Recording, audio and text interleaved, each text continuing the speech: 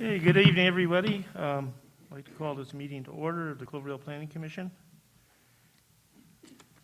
Good, we have Commissioner Cox, since this may be your last night with us. Could you lead us? Next month. Oh, okay. So, well, could you lead us? Pledge of allegiance, please. I pledge allegiance to the flag of the United States of America and to the republic for which it stands, one nation, under God, indivisible, with liberty and justice for all.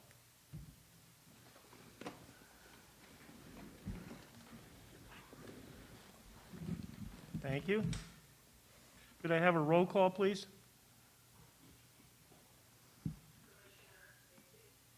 Here.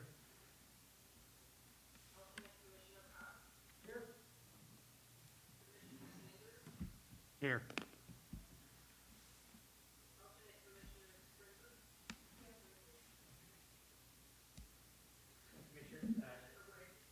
Here.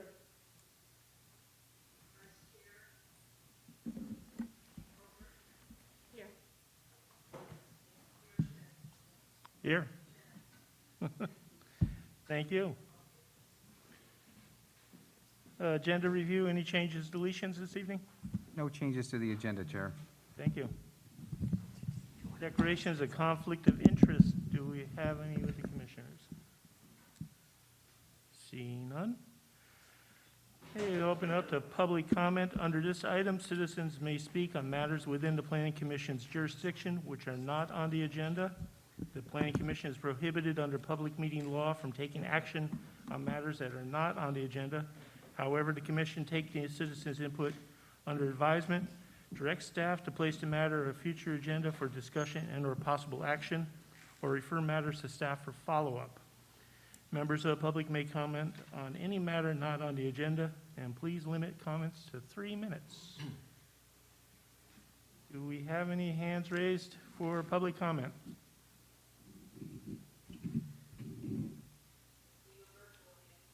Okay, thank you. Do we have any here? Seeing none. Okay, I'll close public comment and bring it to consent calendar. First item we have is a minutes review, regular meeting of August 3rd, 2021. Do we have any? I move to accept the meeting. Okay, well, I do have one correction. We have on the opening page, Share Shanna, which should be changed to Shanahan to make it legal.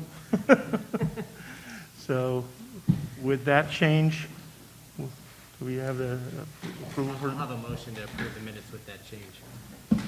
I'll second that motion. Thank you. Roll call, please. Oh, yes. If you can note who made the motion, who seconded. Oh, okay. Motion, Commissioner Hasty, seconded, Commissioner Sanders.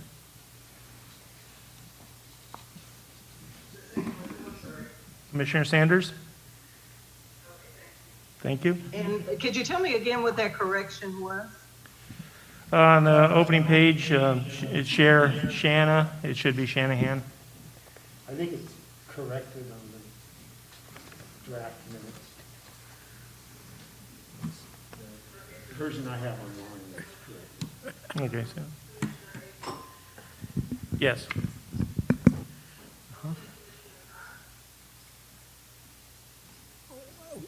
Where does it vote? Vote. Aye. Aye. Alternate Commissioner Sprinkler?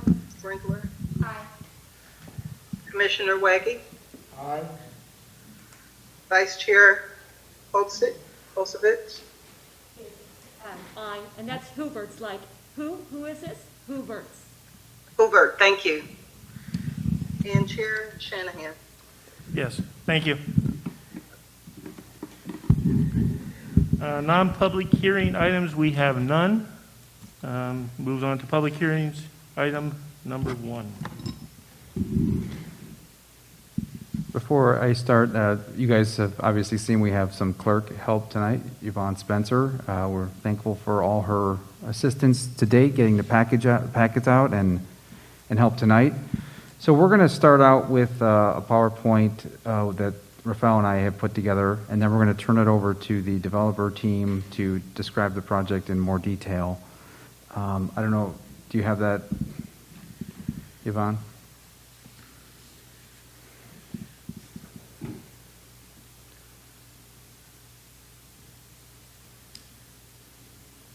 Yvonne, Kevin is asking if you can do share screen with the PowerPoint presentation. Let's see. He should be able to. Let me just double check. Are you logged in? Yeah, he's a panelist, so he should be able to share the screen. Oh, we were gonna. Bear with us. Hang on one sec.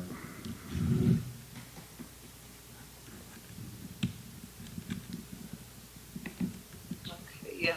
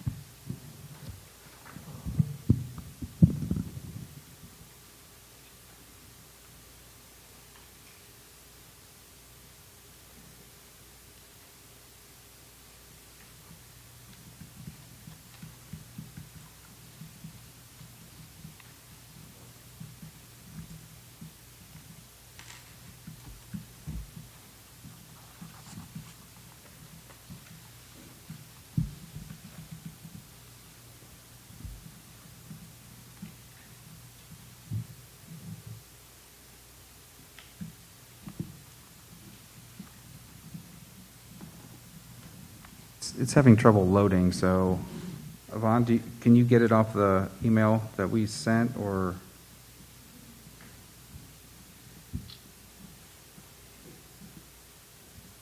You want me to do it? If you could, yeah. Oh wait, here it is. Okay. Sorry.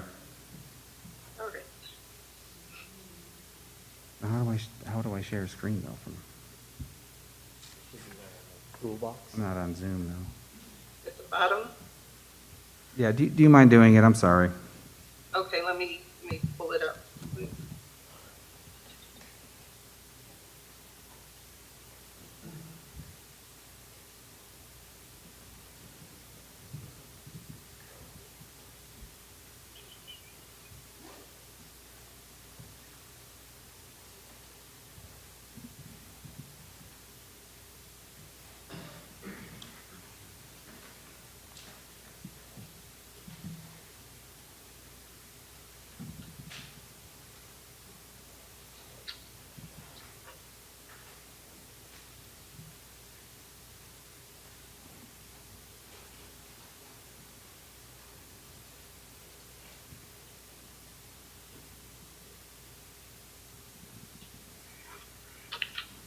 You all see it? We can see it. We do. If you could put it in full.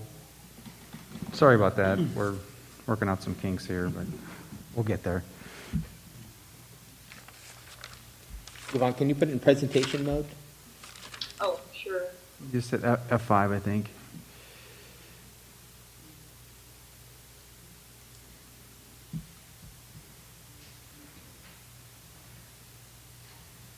Okay, can you go to the next slide, Chair, Commission members? We're going to walk through this PowerPoint that Rafael and I put together.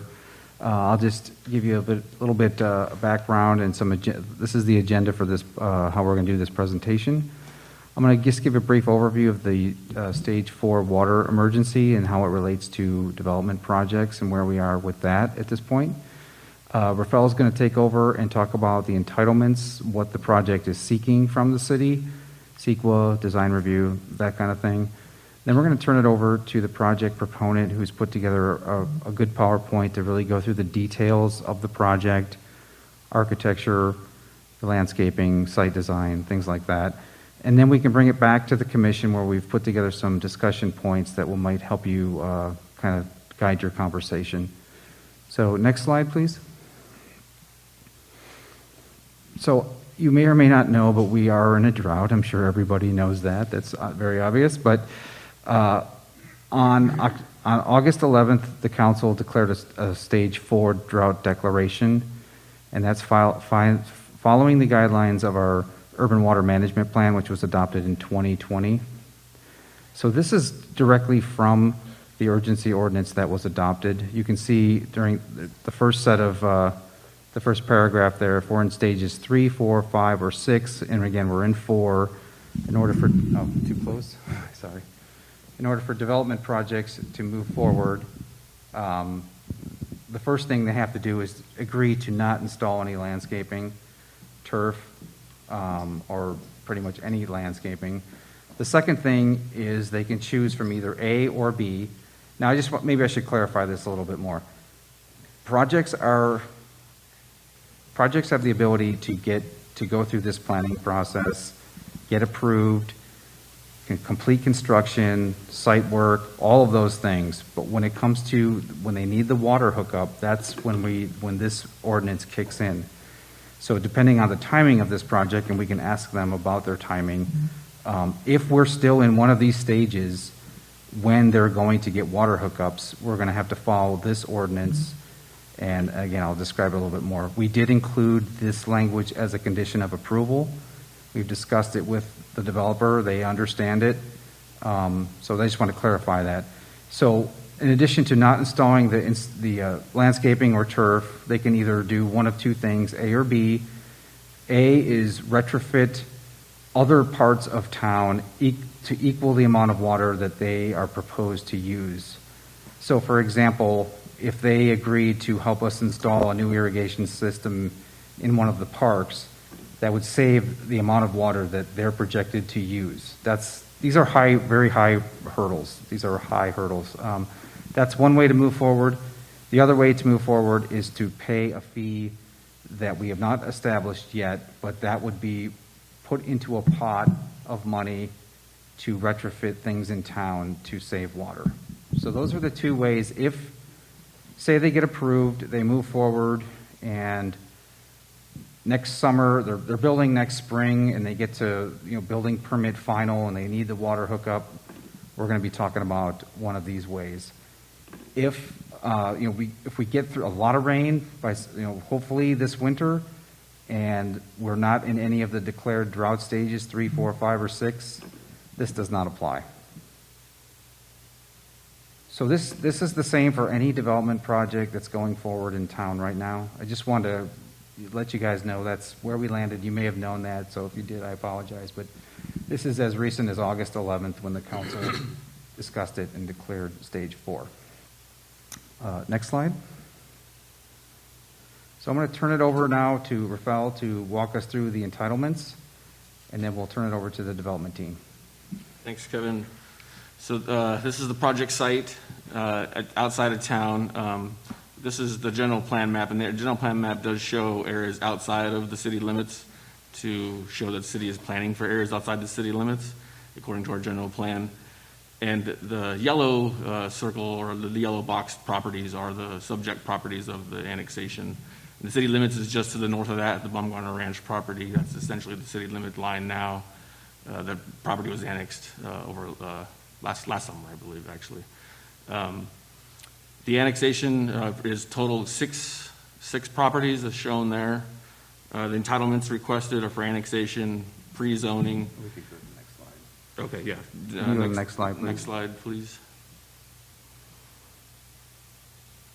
The requested recommendation to the City Council is for approval of the CEQA document attached to the project, the mitigated negative declaration, and mitigation monitoring reporting program. Design review requested for the design review of the houses, a general plan amendment, and the ordinance pre-zoning the property. Yeah, if I could just interject one sec, Rafael. I think it's pretty clear, but what we're doing tonight is seeking a recommendation. The project will move on to the City Council. So for this project, the commission is a recommending body. Thanks for clarifying that, Kevin. Next slide, please, Luan. So the 6 properties that are contained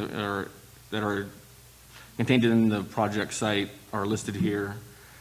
The City Council adopted a resolution authorizing annexation to move forward in May of 2019. According to our meeting code, that's the process for annexation, is just kind of to go to City Council for a kind of thumbs up, thumbs down, should the staff continue with this process, and that was the sentiment from the City Council in 2019, was to move forward with it. And if annexation was filed later in that year, 2019, and in total, all 6 properties add up to 87 acres. The school site is included. The school site, as you may know, is the kind of the large property, 31 acres in between the subject property. As I say subject property, or site, as I kind of refer to in the staff report, it's really, what we're talking about is the development tonight, the design review, and that's taking place not on the school property or 3 other properties, but just on the one listed at the bottom, the 19 acres. So 29 acres is proposed for a housing project site. In total, it's 29 acres. Some of that is open space. The lower part is where this project is proposed on the lower, meaning below the 400-foot elevation. 25 housing units in total are proposed for the Dry Creek Rancheria tribe for senior citizen housing, for low-income housing. 24 of the units would be restricted, and one manager's unit. Next slide, please. Just real quick, maybe I'm being pretty obvious here, but this annexation encompasses more than what is being proposed to be built on right now. So you have the school site, which there's no proposal there. There's some industrial and some commercial space along South Cloverdale Boulevard. There's no proposal to build there now. If those go in the future, that will be before the Planning Commission for whatever it needs, design review, use permit, those types of things. But this development is concentrated on 24 of the 87 acres. It's just a larger annexation, just to clarify. Yeah, that's what this document, the CEQA document, is for, is just for the development of the houses on the subject property. The address is 235 Kelly Road. And as Kevin mentioned, if the other project or the other properties that are part of this annexation, the overall annexation, meaning the school property and 4 other properties, if they are to develop in the future, then they would be subject to their own CEQA if that is required by state law for development on those properties in the future. So this is just the CEQA document for the 235 Kelly Road development for the 25 houses. And we did circulate it for the requisite 30 days. We did not receive any comments, just for the record. Next slide, please.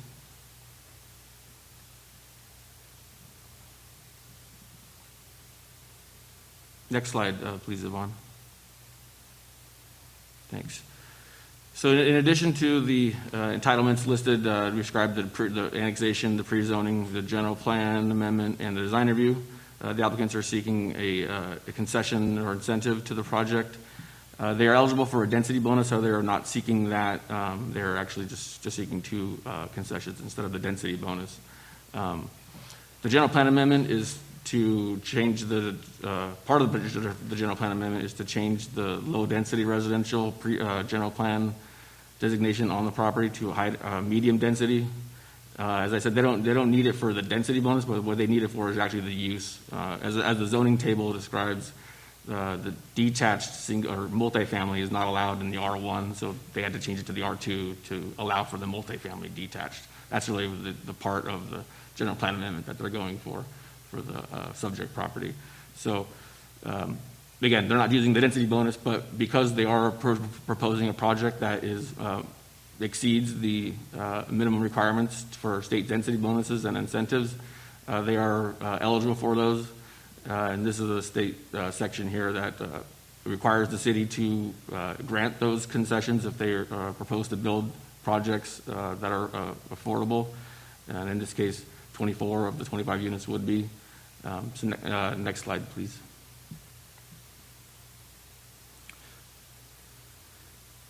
Next slide, please, Yvonne. And this is the requested concessions that the developers are asking for. It's essentially relief from parking standards. The first is a relief from the minimum parking for the manager's unit, just essentially asking for a one space relief, and then reducing the overall parking requirement for the community building from 34 spaces to 12, and then a waiver that basically that there not be a parking lot, because parking lots are required for parking that is over 30 spaces or more. It requires basically a parking lot, so they're asking to waive that requirement. So it's essentially street parking that is shared, and those are the concessions that the applicant's requesting. Again, there's no density bonus being requested. Next slide, please, Yvonne.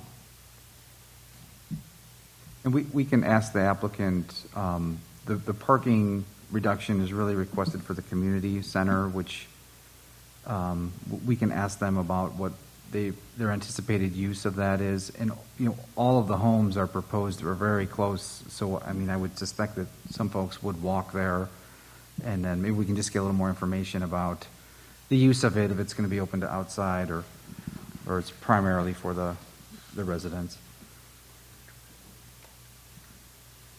Next slide, Yvonne. So this kind of shows the general plan amendment. This is showing the whole subject property, all 6 properties, the school. The ones that are shaded are the ones that are part of this annexation. They're outside the city limits.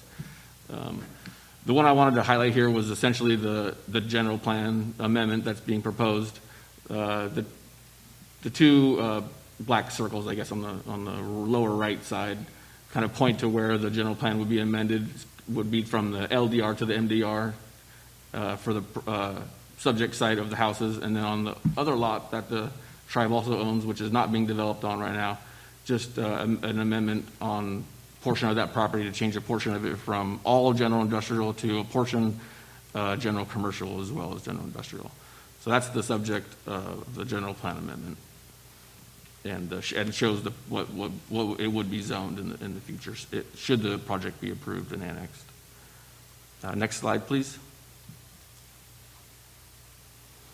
After distributing the project to the applicant, some recommended or some amendments to the COAs were requested, and staff recommends that these be amended. 3 of the conditions are here. One just had to do with the width of improvements to Khaale Road. Another one was the age of the seniors, and then also the utility district in the south end of town, the assessment district that should be formed. And these are the applicant has agreed to these conditions, and staff recommends that they be. These are recommended changes from the applicant. The first one we did run by our engineering staff, and they concurred. And then the second one has to do with the affordability. And then we've been talking about possibly forming an assessment district on the south end. And this language, it relates to that. They're just making sure that they get credit for all the infrastructure that they put in as part of this project. And before we go to the next slide, I just wanted to say that again, we discussed this with the applicant's team, and this is what was agreed to before the meeting tonight. So next slide, please, Yvonne. So let's skip this slide and go to the next slide, if you don't mind. Yeah, that kind of brings us to the end of staff's presentation, and again, we're recommending this as approval to the City Council. Planning Commission's position here tonight is as a recommending body to the council on this annexation, and so again, staff would recommend that the Planning Commission adopt the resolutions recommending approval to the City Council, the adoption of the CEQA document, the mitigated neg deck, and the MMRP, recommend approval of design review, general plan amendment, and pre-zoning. And staff's here to take any questions if you have any. We can, but again, the Chair, if you want to take questions in between the presentations, we're going to queue up the applicant's presentation. So, Yvonne, I don't know is Kevin in? If we could elevate Kevin Dolbull. And Kevin, who else do we need to elevate? The names that I sent earlier, Yvonne? Thank you, Kevin. Yeah, if you could also promote Ann Baker and Chelsea Powell as panelists, please. Yes. Thank you. Chair, I think we did we have a raised hand? Yeah, I saw that, so. Beth McLean? Yeah, we do. I don't know if you want to do that now or, I was going to start with the commission, see if we had any technical questions from the commission on the report. And none, then I would open it up to the hand that was raised. Allow them to talk. Yes. Hi there, this is Beth McLean, Superintendent of Cloverdale, and I wanted to just at least express on behalf of the district, since we have an adjacent property, a couple of things that are on our minds. Thank you, Kevin. Kevin has made time to meet with me twice, and we've had a chance to talk about ways that this project could potentially benefit the district if we do in the future need to develop the property adjacent as a school site, which is the reason we purchased the property. There are two things that I think I still am not clear on, and I'm not sure that there can be any clarification provided now. I did a little bit of research. I found out about this meeting this morning, so I haven't had a lot of time to do any investigating, but some concerns just in terms of if we do develop it as a school site, what kinds of rights we have to safety precautions that would be in place under other conditions.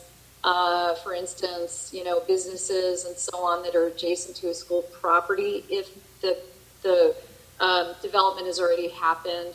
Things like Megan's Law requirements, we don't know how that is, you know, impacted if you build a school site after a development is put in. Can you displace residents if they don't meet Megan's Law requirements for proximity?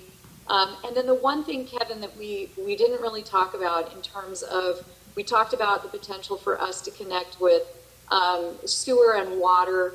I don't know if we spoke specifically about power, but I'm assuming the utilities are going to run through the road.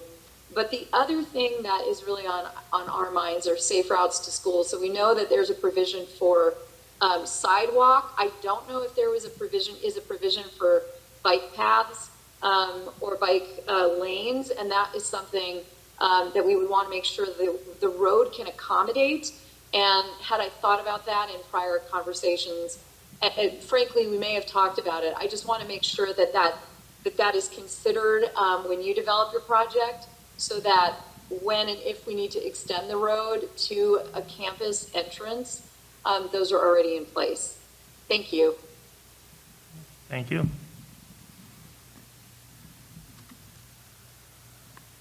Kevin, would you like to respond to any of that, or? Yeah, I'd be happy to answer. I don't have an answer on the Megan's Law question or the commercial use. I think those are governed by zoning regulations and probably some other civil code regulations. Maybe staff can help us with that. I will say that we are installing bike lanes on Khaale Road for the project, and the project at its full build-out will have a bike lane in each direction. We're also designing the pedestrian sidewalk to be disconnected from the street. There's actually an 8-foot landscape strip between the street and the pedestrian walkway for the street. Okay, thank you. Do we have any other public? No. No, thank you. Okay, Kevin? so Kevin, are you ready to share screen now and take over? Yes, sir. Okay.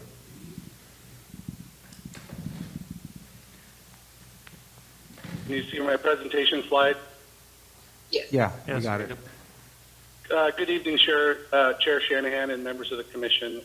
My pleasure to be here tonight. I think you got the rundown on the project from Kevin and Raphael. I did want to thank them. I also wanted to thank the school district for being such willing partners in working with us to move this project forward. Joining us tonight is our clients, the Dry Creek Rancheria Band of Pomo Indians. Chairman Chris Wright is actually live in the audience with you tonight. If there are any questions for him, He's also brought some members of his team and some tribal members to join in the presentation. Just going to quickly introduce the design team. I'm Kevin Doble with Lako Associates. I'm also joined by Bruce Shimizu and our surveying and civil engineering teams with Lako. Also joining us tonight is our architect with Travoy, Chelsea Powell. Chelsea's here tonight, and she will give a presentation shortly after mine. Also joining us tonight is Ann Baker, landscape architect, and she also has a presentation. I think we covered the location of the property, South Cloverdale.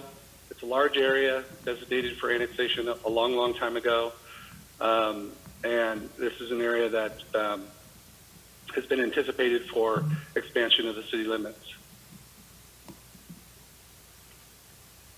The site encompasses approximately the 89 acres that were referred to below before. Khaale Road splits the parcels of the Dry Creek Rancheria tribe and the school district. Here are some site photos of the on-site area.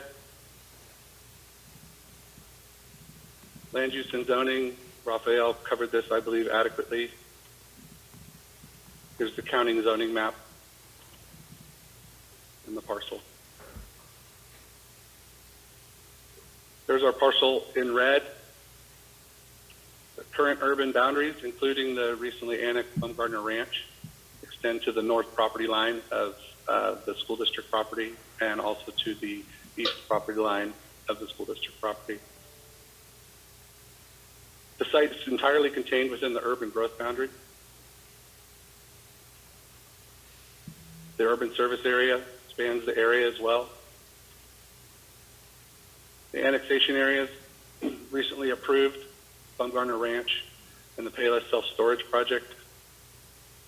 Cloverdale Unified School District site was part of this annexation application. The Vintners Co-op was recently completed a couple of years ago through the annexation process. The Smith parcel, which is south of the Vintners Co-op, is part of this annexation application. Kelly Road, which is a county-owned parcel, that's actually a public street. Petaluma Butane is another adjacent landowner that will come in with the annexation. Proposed zoning is general commercial, light industrial, and the senior housing medium density residential project that we're reviewing tonight. We did go through the CEQA process. We completed an initial study and a mitigated negative declaration that I hope you have reviewed and be a part of your recommendation to the City Council. Project site is clustered, and it's focused in the flatter areas of the property, preserving the oak woodlands. Approximately 26 acres, 24 two-bedroom homes, 1 manager's unit, community center, guest parking for the community center, trails surrounding the home sites, and then the remaining land of the open space. Tribe currently has a waiting list of over 49 elder tribal members looking for affordable housing.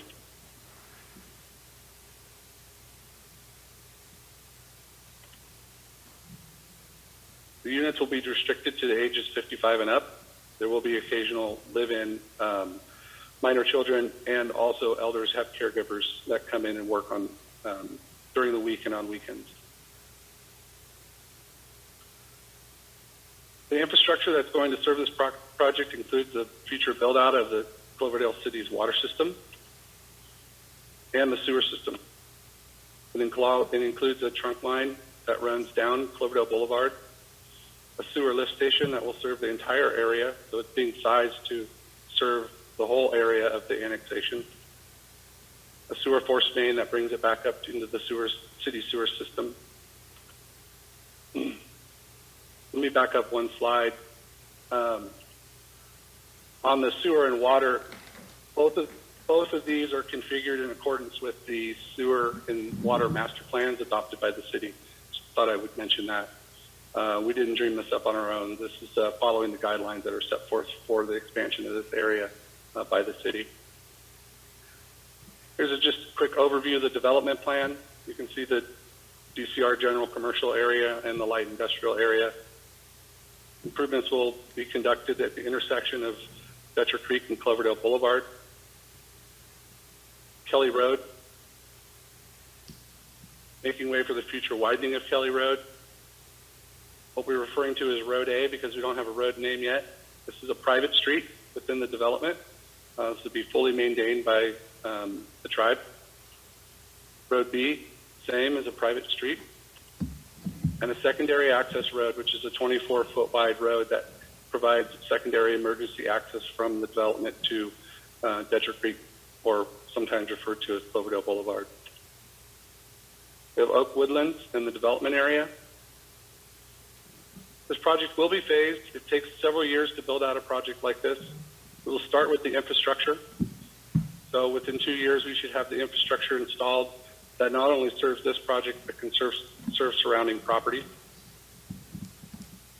We'll also install the first 8 housing units.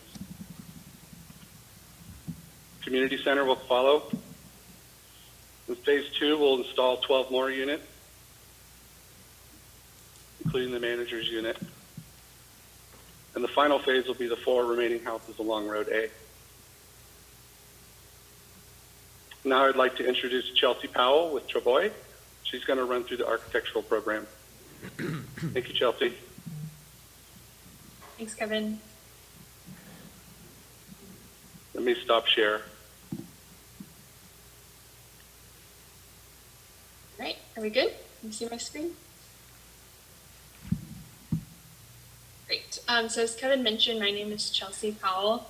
I'm an architect with Travoy Design based out of Kansas City, Missouri. Travoy Design specializes in designing houses specifically for our Native American clients. And tonight I want to give you an overview of the home designs, the universal design features that we're incorporating throughout, efficiencies that are standard in our development, fire-wise features, and some of our community center amenities. In our first slide here, you'll see our unit type A floor plan. All of our units are roughly 1,200 square feet. They're all 2-bedroom, 1-bathroom. They include laundry in the unit, full kitchens, and a single car garage that has a little bit of additional storage. Something that we focused on throughout the project and development of the design was incorporating universal design features. For those of you that don't know, universal design is a set of recommendations that aims to make the built environment more accessible to all people.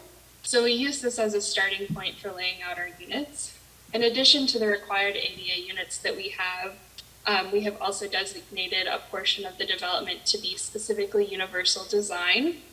So while all of our fixed features are the same throughout, we're highlighting some things like clear floor space in all units, grab bars as a standard, accessible countertop heights in the universal design units, removable base cabinets at the sinks in all accessible and universal design units, accessible mounting heights and comfort height toilets. The purpose of these design features are so that the houses can adapt to the residents and their changing needs. Here you'll see our first set of elevations. Throughout the presentation, you'll see 4 different exterior schemes to comply with Cloverdale's city guidelines to have some variations throughout the development. Let's see. You'll notice that in this unit type A1, that we have the garages off the front and back of the homes. The driveway orientation varies throughout the development to maximize the site utilization. You notice with our entries here, as you approach the houses, every unit will have a walkway to the covered porch regardless of the driveway orientation. We feature front and back patios throughout the development to emphasize the community feeling, so that there's always a visual connection between neighbors. Here we see unit type A2, so with a slightly different look and feel, but the same floor plan as the previous design, just different exterior color scheme and roof line. Moving on to unit type B, this has, again, a similar square footage, almost 1,200 square feet, Also 2-bedroom, 1-bath, full kitchen, laundry, and garage. With the unit type B, I'd like to highlight a couple of highlight the residential 2019 Cal Green checklist and how we're adhering to that with our designs. Our energy consultant ran a performance model on each of our unit types to ensure that we had a comprehensive whole building approach to Title 24 compliance. So all units incorporate all electric Energy Star rated appliances, photovoltaic rooftop panels, and are electric vehicle ready. All of our plumbing fixtures meet WaterSense and Cal Green requirements to really maximize on the water savings throughout the development. Here you'll see our unit type B1 elevations. We have a slightly different material palette here. We're using shingles as siding to give a different massing as well. I'd like to talk about some of the fire-wise features that we have incorporated throughout. The project is located in a moderate zone on the Wildland Urban Interface map. So all of our exterior materials comply with Chapter 7A of the California Building Code. With our fire-wise features, we are incorporating James Hardie cementitious siding, trim, and soffit products throughout. We have asphalt shingles, gutter guards to prevent leaf accumulation. Our exterior windows and doors meet the WI requirements, and as well as our fencing and guardrails at the entries. And all units are sprinklered throughout. Brings us to unit type B2, which is our final design scheme for the exterior. Again, a different massing and color palette to bring some variety. Last unit floor plan is unit type C. This is our manager's unit. It's slightly larger at 1,300 square feet. Same floor plan as unit B, but it has an office located on the front. And this unit is located near the community center at the front of the development to serve all tenants. And it will have similar elevations to unit type B1. Here we have our community center floor plan. So I'm going to briefly talk through the program and the uses of the community center. It is just shy of 3,000 square feet. We have a covered main entry off the front. Our accessible entrance is to the side, located adjacent to the accessible parking. The main feature is the multi-purpose activity room. We have a pared down catering kitchen so that the residents can use that for different functions within the building. We have a fitness room off to the side, and then a private office exam room for non-clinical health screenings and visits. We're featuring single-user restrooms as well as storage and back-of-house mechanical spaces. Here's an exterior view of the community center. Some of the uses of the community center will be tenant readiness classes. So the tribe plans to have classes such as tenant landlord rights and responsibilities, skill building for maintaining positive relationships with neighbors, home maintenance and repairs, personal financial management, and elder financial abuse prevention classes. Additionally, they're planning to use the space for cultural heritage activities such as traditional crafts, dance, intergenerational language gatherings, things like that. And the community center really has an emphasis on health and wellness. Throughout, you'll find community gardening, fitness, and youth leadership opportunities. Here are a couple of elevations of our community center, similar to the image we were just seeing. And then I'll end with talking about our estimated water usage for the project. So for the homes, we're estimating 51.3 gallons of water used per day per person. We're right now estimating 2.75 residents per unit. Again, all of our fixtures meet water, sense, and calibrating requirements, and our dishwasher and washing machines are Energy Star rated. As you can see in this reduced use column, we're reducing our usage from standard fixtures to the project specified fixtures anywhere between 50 to 80, 90% throughout the project to get to this 51.3 gallons per day. And for our water usage for the community center, right now we're estimating 3 group exercise classes per week, as well as 1 special event of 50 people per week, which gets us to 57 gallons per day. The tribe is committed to restricting the usage of the community center as needed to work with the current drought conditions and throughout the lifespan of the project. With that, I'd like to introduce Ann Baker from Ann Baker Landscape Architects to talk a little bit more about the site.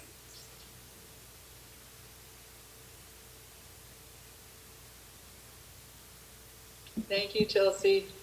Appreciate it. Let me show my screen here. Good evening, commissioners. My name is Ann Baker with Ann Baker Landscape Architecture. We're bringing to the project expertise in native, drought-tolerant, and ecological design. Showing some images of the site. There's an aerial, the first photograph there on the right, kind of looking down at the site. Is really nestled between these 2 hills, covered with oak woodland, and then looking up this little valley in the middle photograph, and then down the valley across the larger valley in the lower photograph.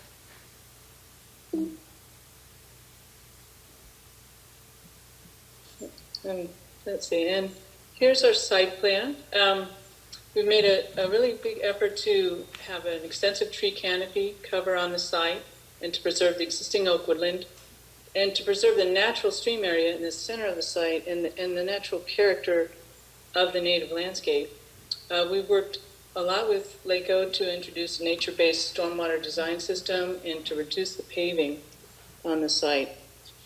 We've created accessible pathways throughout the site and also a fire buffer with a clean and green landscape design. Each individual residence has a fire and water-wise layout in the landscape. The landscape is showing a rain garden. It's showing a reduced paving areas that all drain to the landscape elements to increase stormwater infiltration.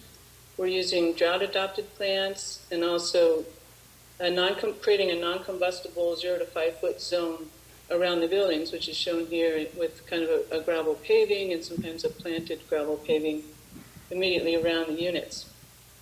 A lot of the shrubs and the kind of fuels in those gardens are pulled out, so there's less combustible material closer to the house, and shrubs are pulled further away in this style of design. Sorry about that. Some of the plants that we're using on the site, we're using a lot of native trees, our native valley oak and buckeye, coast live oak, black oak, and tupelo, which is a plant from the southeast, and also redbud, which is from Texas. So all drought-adapted trees that are wildlife friendly. And the one medium water use tree is the tupelo, and that's often paired with rain gardens on our site. And we're using selected plantings that are primarily native to the North Bay and grouped together by hydrozone. And these are pollinator and bird-friendly selections, so we have lots of wildlife on the site. Showing some images there of the different types of plants and the colors and variety. For the community center design, I'm showing here where the main entry is. And also the EV chargers will be located here with accessible parking. We have a covered patio for eating and activities like working outside or conversation. And we're introducing a large community garden space and an outdoor gathering area and fire circle, which will be surrounded by a cultural garden. And throughout the site, we're creating accessible trails and pathways. Here's an image of the fireplace area in the cultural garden, and What we're going to feature in this landscape is plants traditionally harvested for food, basketry, medicinals, and fiber, such as black oak and tan oak, manzanita, yarrow, and onion, basket sedge, angelica, and iris. The site features are generally natural and sustainable materials, showing images of gravel mulch, a gravel pave, which is an alternative permeable paving, which we can use in some of the parking areas. We're planning to use concrete pathways and stabilized aggregate pathways, dark sky compliant lighting features, and wood retaining walls and fencing that's also fire-wise. We're showing a couple options for shade structures, kind of playful willow structures up in the natural park area on the interior of the site, and then the shade structure on the lower right is off the community center.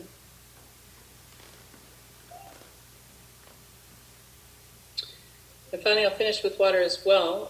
This plan shows the hydrozone areas. So the yellow is native revegetation, which is a temporary water use area. It's considered very low, and that's 50% of our site, 54% of our site. The green is low water use, and that's roughly 38% of our site. And the blue is medium water use, which is roughly 4% of our site. We have one special use area, which is just the community garden. And overall, we are meeting the water efficiency landscape ordinance. In fact, we're 38% below our maximum water allowance. So we're well below what typically is allowed on a project site like this. And finally, the irrigation system itself is an inline drip irrigation system. It's very efficient, and it's laid out in hydrozones as shown in the plan on the right. Trees are watered on their own zones, so that if there is a drought, you can choose just to water the trees, which is the most important landscape element. It has the greatest long-term investment, so you always want to be able to at least water your trees if you're in a drought situation. And that's it. Thank you.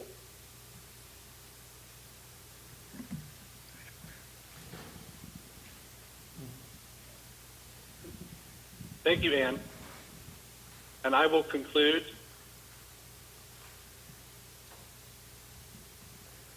So this project is a fee land project. It's not going to be trust land. It's not going to be reservation housing. This project is also intended to provide services and assistance to community members who greatly need it and the need for housing, primarily senior and disabled. On-site property manager, lease agreement, house rules, policies and procedures, and a very stringent management plan of this site is a priority for the tribe. Lastly, I'll just simply say that we have been in several discussions with your staff about the drought. We are fully aware of the restrictions placed on this project and other projects, and we know what the issues are with your town in terms of water needs currently. We have discussed several opportunities, including possibly supplying our own water for the landscaping long term. So we're talking about ideas to help. We are fully aware of what the issues are, and we're also very thankful that you took the time to listen to us tonight, and we're happy to answer any questions. Thank you. Thank you.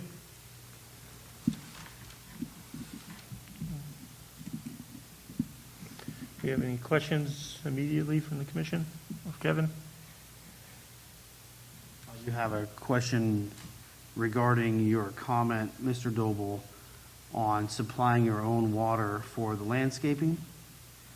Do you have a plan in mind for that? Well, the site currently has a well. The well is operational. We are testing that well. It's fairly deep. It's about 550 feet deep. It's a great data point for us, and if needed, we are open. The clients are open to looking into supplying water just for landscaping for this project. We haven't gone far enough into pulling out and locating the well or a storage tank, but that is an option that's certainly on the table.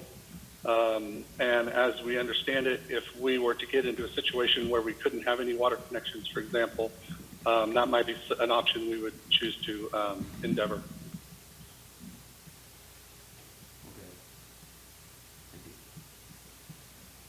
That was Commissioner Sanders. Yvonne. Okay, any other questions for Kevin while we have him? Commissioner Wakely, I was curious if any provision is being made to put in the purple pipe for what do you call that? Recirculating or reusing treated water?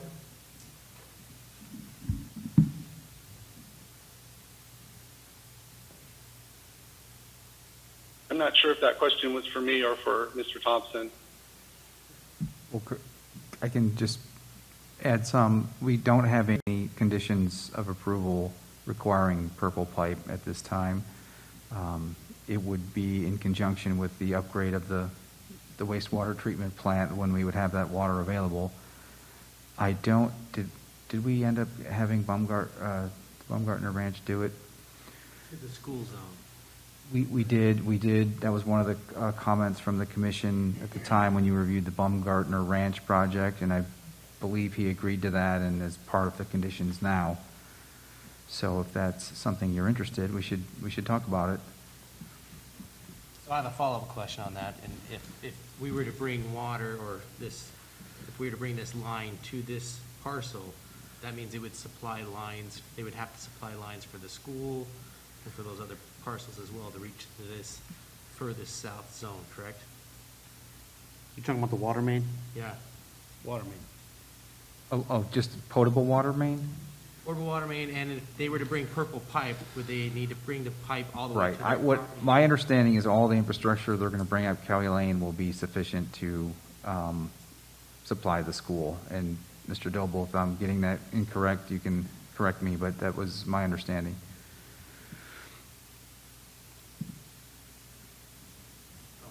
Heard us correctly, but.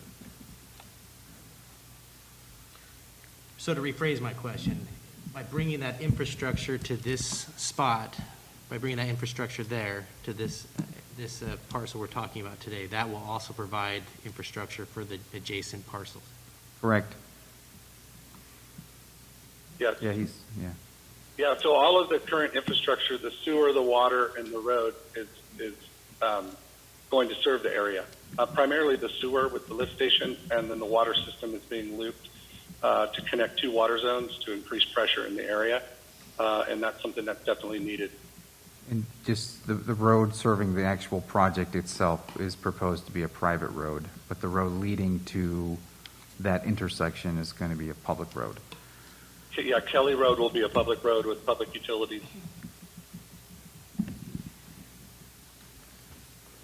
I have a question for Mr. Doble, and that is, have you looked into putting into your plans within your community center a resiliency format due to power outages that we have recurring here? Also, can you put into your plans any idea of energy efficiency and ability for storage for energy in your homes, in your different unit types, especially because you're looking at putting in here low-income elderly community that most likely will be medically needed to have this type of storage and power during our power outages? Yeah, I don't believe we have anything built in terms of a generator to serve the community center or the other unit, but it's something that we would be open to. I think we just have to make sure it gets incorporated into the design. Yeah, and I'd highly recommend you look into some energy efficient appliances to help get your energy down to zero so they can survive on as many appliances as possible during these outages. And there's an opportunity, with the way the codes are going in California, I understand some of you are from out of state. We are looking, in many of our communities are removing gas, and so electrifying homes are important, energy efficient is important, and surviving these power outages during our fires is extremely important. Yeah, for sure. Yeah, I mean, the minute you go to all electric, you're vulnerable to that, and I think that's something, and it's a great suggestion. I appreciate you offering that. Any other? I have a question.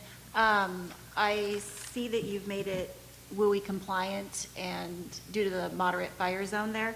Is there any reason why a second egress road is not added off of the cul-de-sac? I'm just thinking about evacuation, should it be needed, or even any kind of medical response there, kind of blocking the ability to have egress and ingress at the same time from tenants going out and fleeing and emergency personnel coming in. Yeah, actually, we worked with the fire department on developing a secondary access to this project. Let me pull up my site plan. Yeah, I did see that you had one off of that the road in the front, Yeah. but I was referring to off of the cul-de-sac for. Yeah, so road B is actually a 24-foot wide loop road, which you could go either direction on. It meets all the fire requirements. It's also less than 800 feet. And we extended a secondary access road for access. Access to the south or to the southwest would be difficult because there's private property there that we don't have rights to basically drive over. Kevin, could you put the site plan up?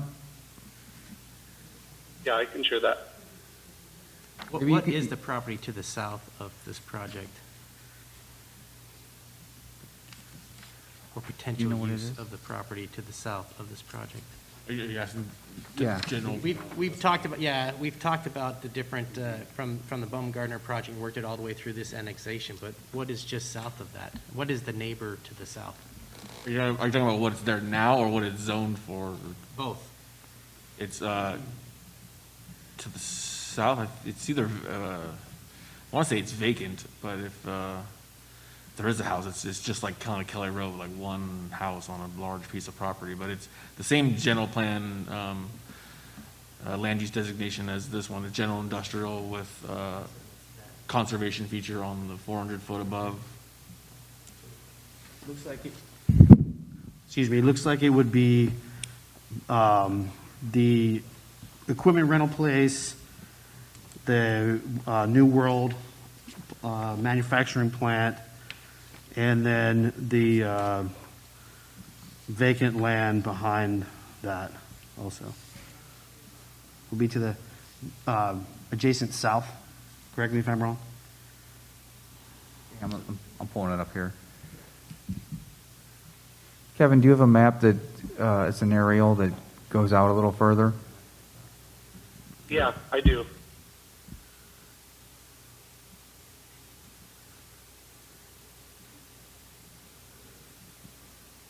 One second, please.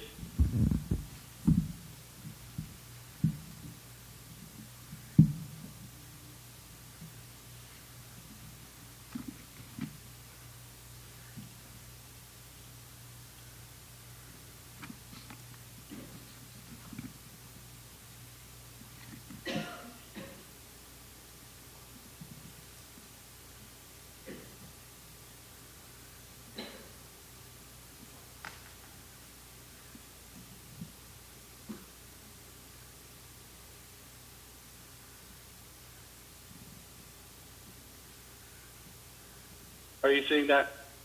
Yeah, we got it. Okay. So this would be the project site. These are the two project sites for DCR. This is the school district site. And then to the south is that rental yard. I don't know what it's called. Yeah, Desati. Mike Cook's place. And there's a small strip of land between our site and that site. I don't actually know who the ownership is, but there is a small strip of land. But what you'll see from the topography in this area is there's a large hill that's between the two properties.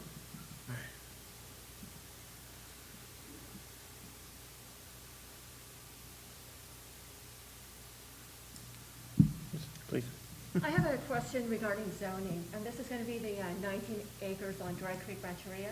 So right now, the county has its zone for M1, which is limited urban industrial, and AR, which is ag residential. And they want to change it over to GC, which is general commercial, and M1, which is general industrial. My question is, what does that look like? And The reason I'm asking this question is because we had that wine storage facility that went up, and the zoning was changed. Well, it was zoned for what it is, so we really didn't have much of a say when it was changed. So that's why I just want to know, what does it look like from what it is right now as a county and what we're proposing on the rezoning? What is that going to look like? Because we don't have a project, so I don't have a project to look at and say, oh, well, okay, they're going to do this, it's fine. But when you rezone it, then everything changes. So I'm just curious on that. Well, I can just offer that the major rezone would be changing some of the general industrial to commercial, which early on in our discussions, there was some talk of a hotel, but potentially on that site. I don't know if that's still a viable option. But, I mean, just my sense is generally the general commercial is going to get you concrete tilt-up buildings or maybe an industrial office park. I don't know if you've seen the one behind the Home Depot in Windsor, things like that. And then the commercial could be, it's a more of a variety of things that could go there, like a hotel or retail. So again, it's part of the annexation, but any project would have to come to the Planning Commission. I don't know, Rafael, if you have any other ideas about that. I mean, it's. So then the other question I have is, and I'm just asking, so right now, if it's coded the way the county has it set up, and we were to keep that same zoning, could we keep it the same zoning? And then the other question is, whenever they did have a project coming in and they wanted to rezone it, then at that time, rezone it. No, we don't have the same zones as the county, so it's going to have to conform to the zoning that we have. So once it becomes part of the city, the general plan map, extends out beyond the city limits, and then they put, the land use designation, which typically then becomes the zoning when it gets annexed in. Or in this case, applicants do ask to change that to a different zoning, which is being offered here. But we really couldn't keep the county zoning without major overhauls and creating new zones. And so, I mean, we really should adhere to what the general plan is suggesting. Yes. Commissioner Wege? It should be on. It should be on. Pretty good, Bill. It's on. In reading through the secret documents, there was an economic analysis in there. What was the purpose of that? Yeah, I could speak to that. It wasn't part of the CEQA document necessarily. It was an attachment to the packet. The city council has a policy adopted by resolution that any annexation over, I think it's 5 acres, it might be 10, I can't remember. It's 10, must complete an economic analysis to basically give the city council an idea of what will be the cost of servicing these areas long term. And Baumgartner Ranch did the same, and that was included in the packet. So that it's really is derived from that resolution the city council passed some 15 years ago saying, any large annexations need to complete an economic analysis. Well, it seemed like the whole viability of the whole annexation was dependent on a hotel and the transit occupancy tax. And if that doesn't happen, then the whole thing's going to kind of be almost a negative. Well, that's just to respond. We are discussing the idea of this assessment district, which would encompass this entire south area, which would be an additional revenue source for the city to cover services associated with, the expansion of the city. Part of the amendment to the conditions of approval was the applicant, again, was requesting that since they're putting in some pretty expensive infrastructure to serve this project and will serve the entire area, that they would get credit when that assessment district was formed. So there's kind of an initial payment of what infrastructure is needed. You got to pay for that, and then there's the ongoing which that economic study did not account for an assessment district that could be formed. I mean, another point is the road, one of the roads is a private road, which they'll be on the hook to maintain. But you're right, the whole thing was predicated on a fairly large hotel going there, which is, you know, it may or may not happen. It is a requirement, again, of the city council to get these economic analysis. Thanks. Thank you. On the impact fees, I know that we were reviewing them and we were going to revise them. We're looking into that. We are, there's money in the budget to revise the impact fees. We'll have to go out for an RFP or however we're going to do it, but we have to get a consultant to take a look at that. So the answer is yes, there's money in the budget, which is, it's on our list. Any other questions? I'm going to open it up to public to see if there's any hands raised, Yvonne, from public input. Any questions? I don't see any hands raised right now. Okay, thank you. Chair, we could go back to the list that Rafael and I put together for discussion points, if you'd like to do that. Yep. Yvonne, I don't know if you could bring up that original PowerPoint that we started with.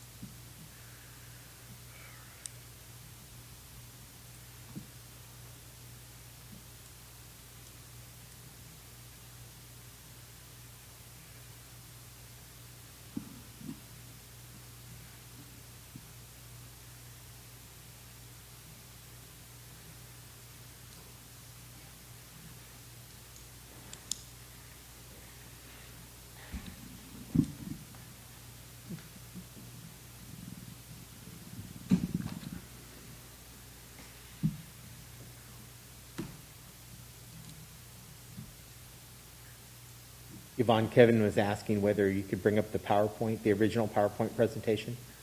Sorry, she didn't hear me. I have it on here too. I don't know if it's. Is there an open USB?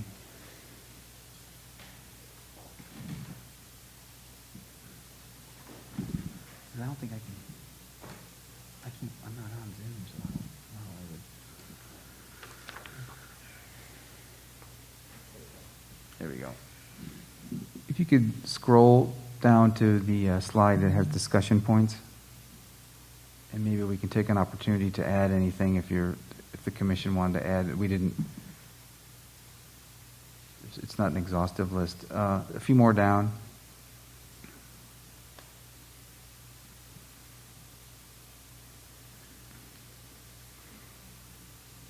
Next. Yeah, so here's the, it was that one. That's great, Yvonne, thank you.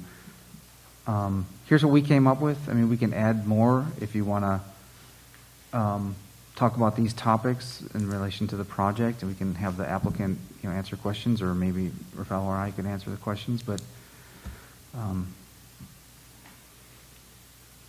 Go ahead. Commissioner Sanders. Thank you.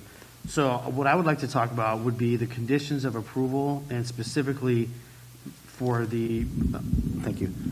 I'd like to talk about the conditions of approval for these, and also specifically for the public works and utilities. So I understand that you have a well out there, and that, correct me if I'm wrong, but the city ordinance calls for any private wells to be abandoned and or destroyed. Is that true? I looked into that, and I'm not sure that is what it says. I mean, unless I'm not seeing it. I ran this by our city our our contract engineer with Coastland, and then Eric as well in our Public Works Department. And their response was that if they'll have to install backflow devices, but they can use them for irrigation.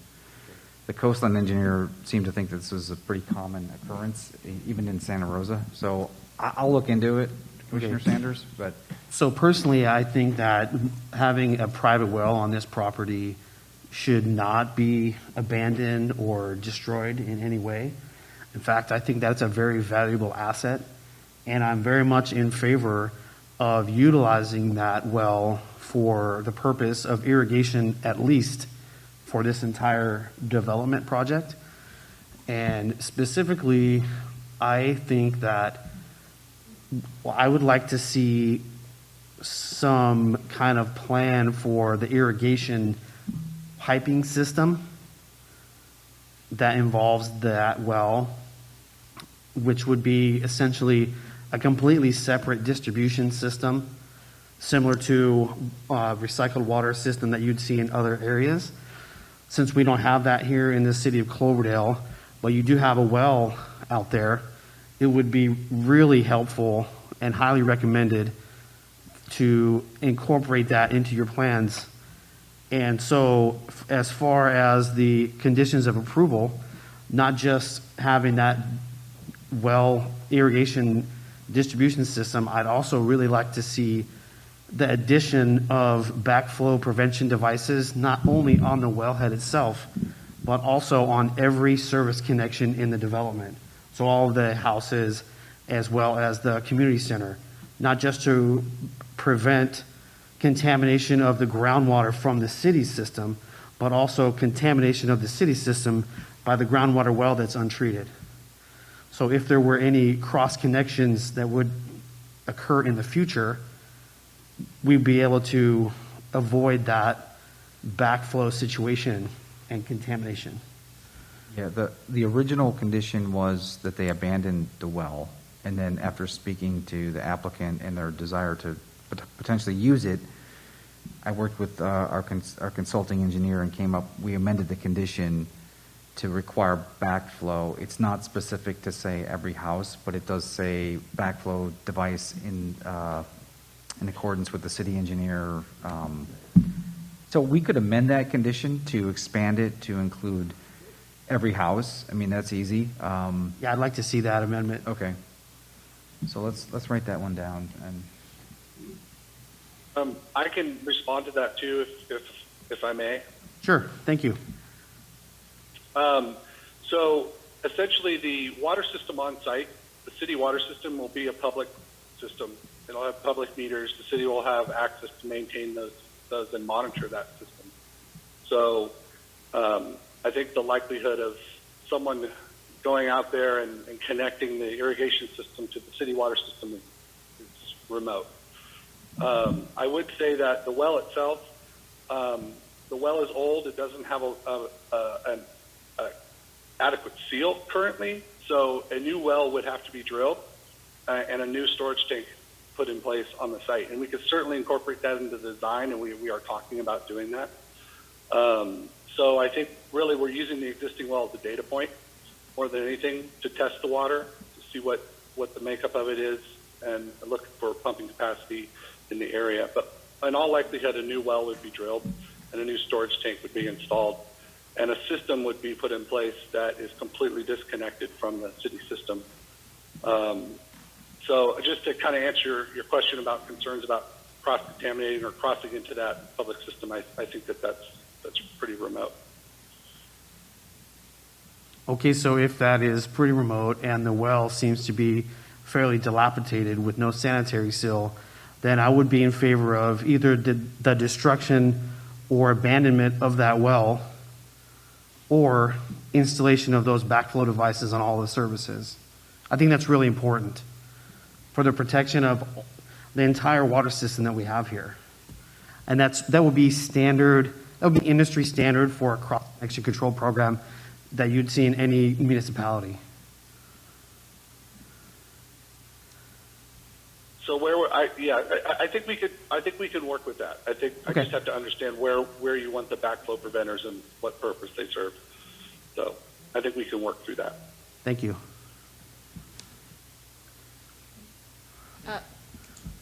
I know the caretakers of that property prior, and they did not use the well for the last 21 years. So if that's any insight to its condition. So maybe it'd be easier to just abandon the well, pull the pump out, pour concrete Yeah, down the hole. I know for a fact that they weren't using the well. Yeah, okay, thank you. But you mentioned that for the irrigation, if they want to put money into a pot of money, the funds into that for that water conservation. My question is, what happens if they do put money into this pot of this fund account, and then it starts raining? What happens to the money that's in there? Does it go back to the owner or the applicant? If they're coming in to get water connections and we're still in stage 3, 4, 5, or 6, one of their options is to pay. We have not established that fee yet, but we would have to, number one, establish the fee and then establish its use as an account. And the primary use would be to help mitigate water use elsewhere in town. And we haven't delved into that too much, but we did talk about improvements in the parks and other ways to offset their use. You know, maybe toilet rebate programs, cash for grass. I mean, all those things take a lot of staff time, but it would be seed money for a program like that whose goal would be to mitigate their water use. So That's what I was asking. So what's it there to? They don't get it back. Okay. they don't get it back. Well, it sounds like it's conditional at the time of hookup, so it wouldn't be like they pay it now at the beginning of the project. It would Yeah. be at the time of, which then we know what stage we're in, right? Exactly. Okay. So before us, we have discussion topics, annexation, site layout, architecture, design, and parking. So annexation, I think that's the big item for what we're looking at. Do we have anybody who's got any objections, any pluses, any minuses, where we're at with that? Or we're good with the annexation and we appreciative of what this job is bringing to us? Well, I want to continue to enforce that we put in purple pipe all the way through the project, and that as a contingency to this to go through, but yeah. Probably the biggest thing with the annexation is they are requesting a land use change from so we would lose potentially some industrial or We're losing general, industrial land, which we and need. we're gaining commercial, which We need both. So, I am concerned with what the superintendent brought forward earlier, and also with what if this is the school district's land here and future use, how does that influence that commercial project and making sure that there's a proper use for the surrounding area within that, whatever required footage is? I agree. businesses coming in would, they would have to be, Megan's Law compliant. Yeah. Just because of the footage. So I don't think anything would come in.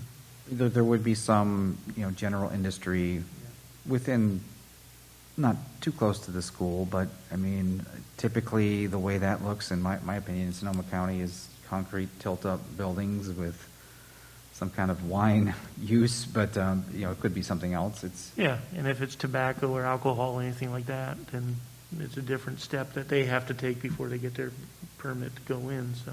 Right. Yeah, so it's pretty protected. That's the way it seems like it would work to me, is that because the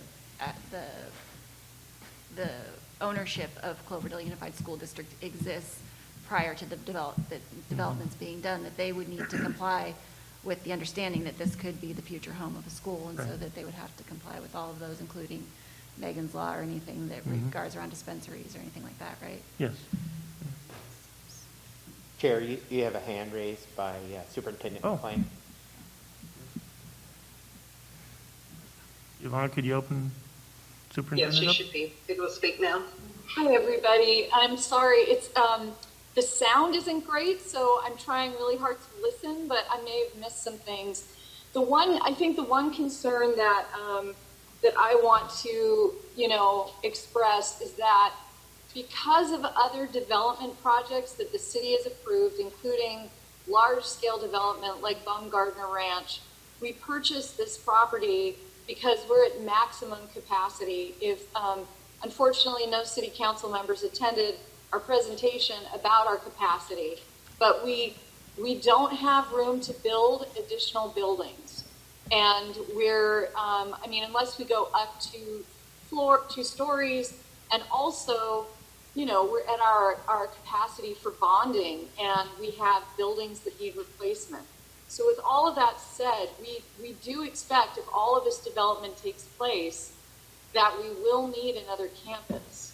And so I guess my concern is that in that commercial area, that if businesses are approved that are in conflict with that use, then we're going to have to do a whole bunch of work to try to deal with that now that we've purchased a property on the basis of the city's development plan.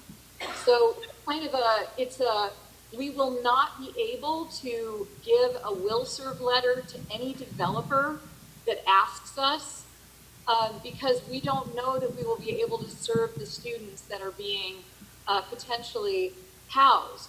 And so there is a kind of symbiotic relationship here that we're trying to figure out in the moment. We're trying to get to a place where there's an understanding between the city and the school district about how we need to work together, particularly if we're going to create strong schools for the students who may be moving here or who we want to raise here. So my concern is if the city were to approve businesses in that zone, that commercial zone, that then we as a school district have to somehow do battle with in order to put a school in, if that makes sense.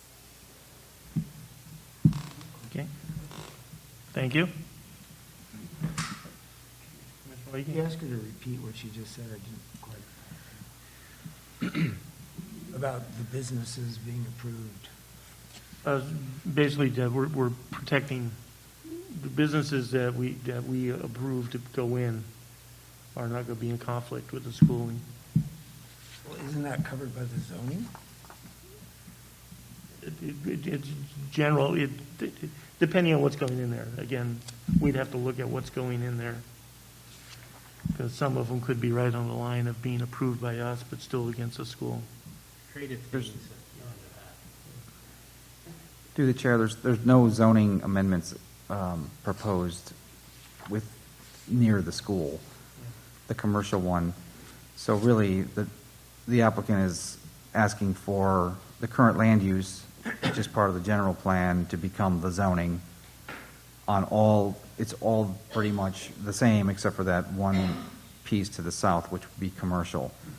And any project that's proposed in the industrial is likely coming to the Planning Commission and maybe the City Council with conditions of approval, the whole design review, the whole gamut.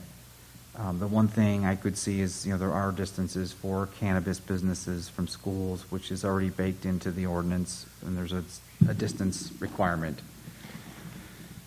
So. Can we go to the next topic, which was the site? I think. Yeah. Well. Yeah. That's. Yvonne, I don't know if you can bring that one back up again. Sorry. Maybe just stay on that one for a while.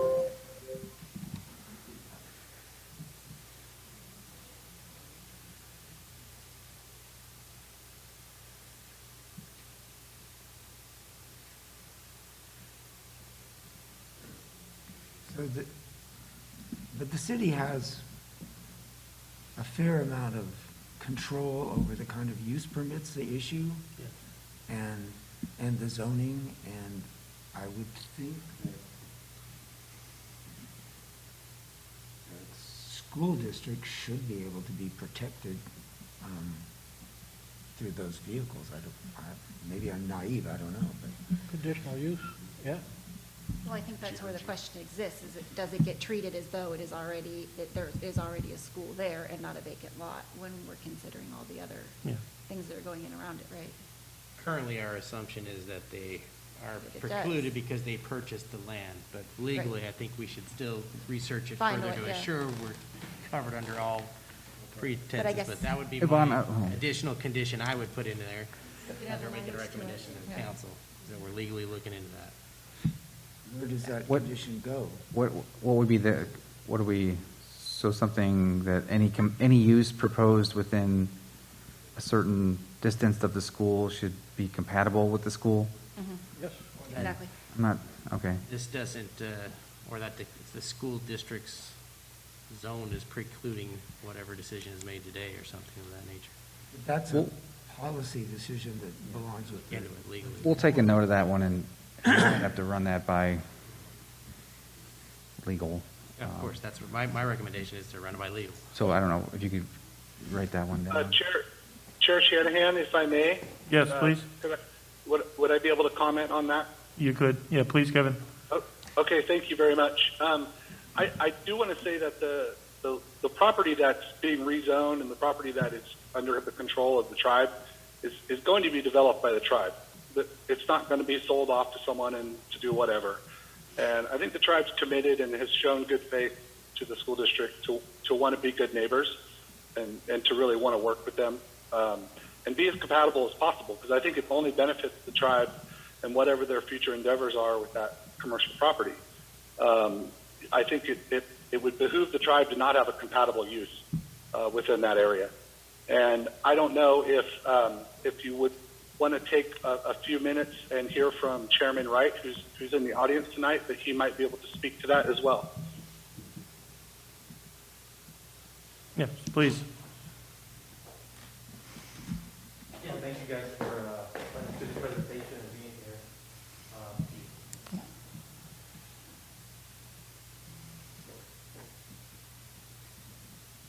Is that mic on, David?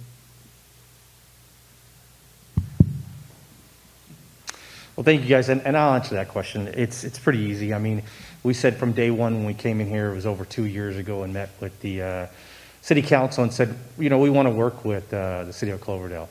What do you guys need? What's going to benefit us? What's going to benefit you guys? We're not going to put anything close to a school that's going to be detrimental or anything like that. I mean, our ideas, I know you had mentioned a hotel. We'd love to put a hotel in there. We're trying to get the senior center done first. We really want to take care of them and get that kind of going so we can get them into homes. The next is economic development. And economic development, you guys need a hotel here. I mean, everybody's building hotels. You're right next to wine country, or really in wine country. And you need that. You guys need also some, they call them like incubator businesses. You guys don't have anything downtown really that, if somebody just wants to have their own business. Somebody wants to do cabinet making or a salon, give that here. You guys will get all the benefits from it, and we'll work with the school district, we're working with you guys, work with the city council. So we're just here really to partner with you guys. So thank you. Yvonne, could you put up the PowerPoint from before?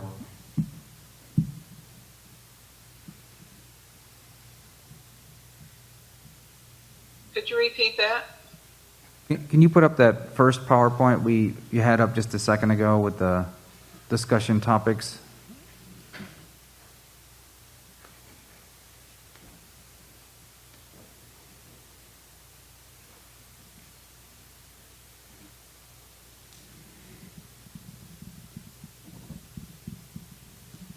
Can you see it? Yep, thank you. Thanks. Okay. Okay, so we have annexation. Any other discussion on annexation? Okay. Next item, we have a site layout. That's basically everything on the site, the houses. The site layout, especially elevation. Pardon? Do we have a site layout drawing that shows the elevation? Maybe what we can do is just, feet?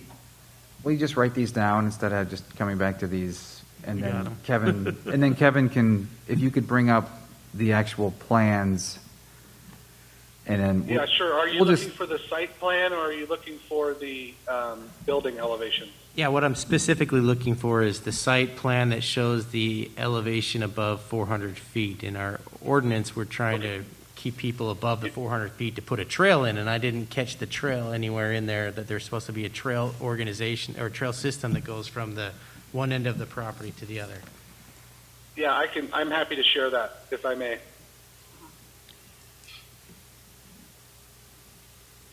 Are you seeing my screen now? Yes. Yeah. So the 400-foot elevation, doesn't stand out on here, but our project is entirely below the 400-foot elevation, which is just roughly the tree line that you see here.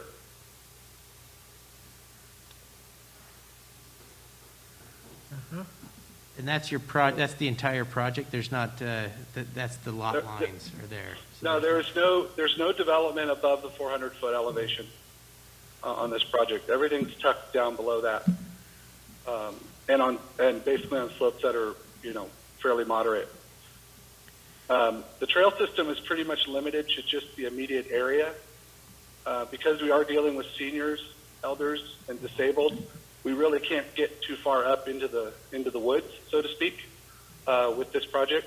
So the intent is not to extend the trail system too far beyond what would be a comfortable walk.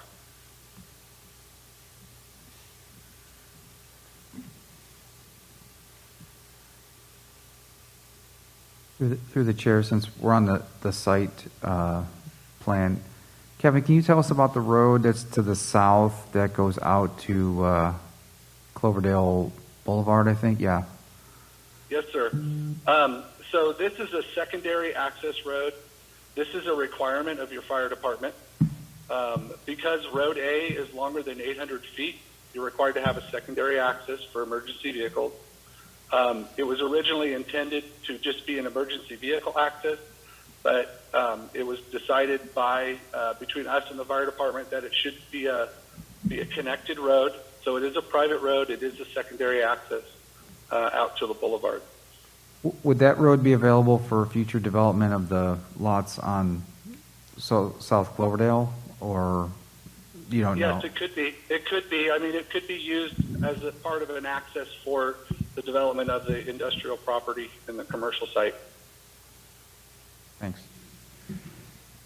As far as connection from the south to it, I don't know. I mean, I think that would have to be explored a little bit further in terms of why that would be necessary, since there's already a road through that property on the south out to the boulevard.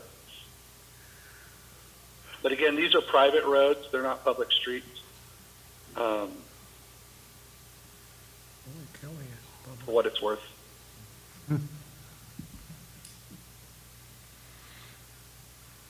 Commissioner Wiggy, you had a question? Oh, I was just thinking about the sorry, I forgot her name. Melissa, Commissioner, brought up about the emergency access around that loop road, and in case of, there's really no other way out except the connector to Road A, and I don't know if that's sufficient in case of fire or ambulances or something like that in there.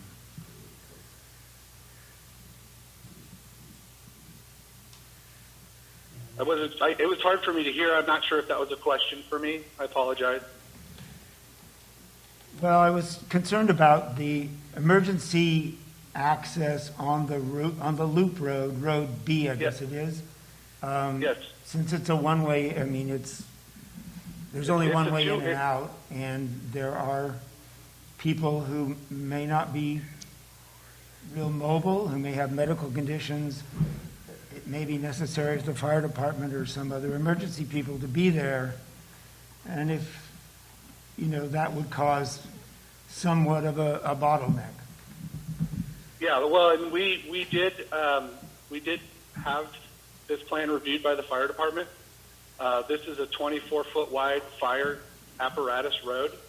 All of the spur little driveways that serve these units off to the side are also 24-foot wide, and they are fire apparatus roads. So they do comply with the fire code and the fire department regulations for turn radius and width and unobstructed pathway outside the roadway as well.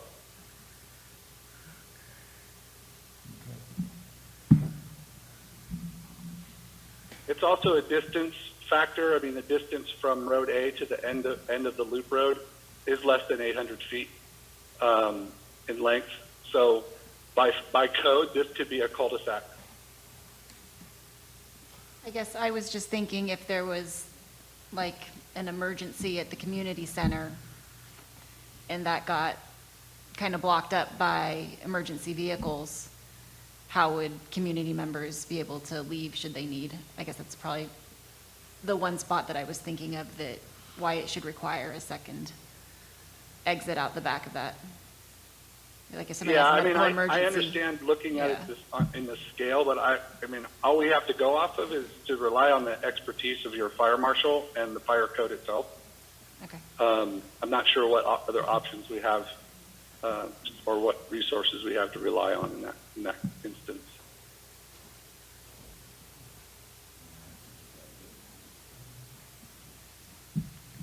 Okay, while we're on site, any other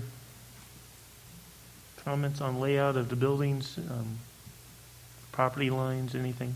We're all, no inputs? It's all good? Okay. Okay. That would leave the next part on my note here. The next one was the architecture. Architecture, there you go. So architecture-wise, any comments, any additions, anything you don't like, anything you love? Commissioner Cox. I just had one question. I'm looking at the map with the houses. It appears, they show houses with front drive access to the garage and back access. And I couldn't figure out where the homes would be with the back access to the home, or to the garage.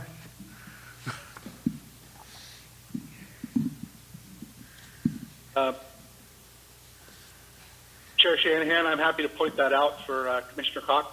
Yeah, please. Okay. So to increase the community feel, we set units 7 and 8, 5 and 6, Okay. 9 and 10, and 11 and 12 all have the garage on the back side of the house, so that they're basically ganged together. And then the walkways to the front of the houses are on the opposite side. I see it now. Thank you, Kevin. Appreciate it. You're welcome. And that mainly is a design consideration for clustering these units to try to make a little more of a community feel. It's a nice design that way. On architecture, anything else?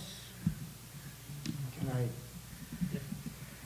I think the landscape architecture was very carefully thought out. I thought that really seemed to be, especially the fire-related elements and the placement of the taller plants away from the house. I thought that was really well done. I appreciate that they're all single-family dwellings and that that there's not this mentality that because they're low income, they must be multifamily residential units that are tiny and that they should just settle for what they get. I think that they're a very nice size home and with a good lot size.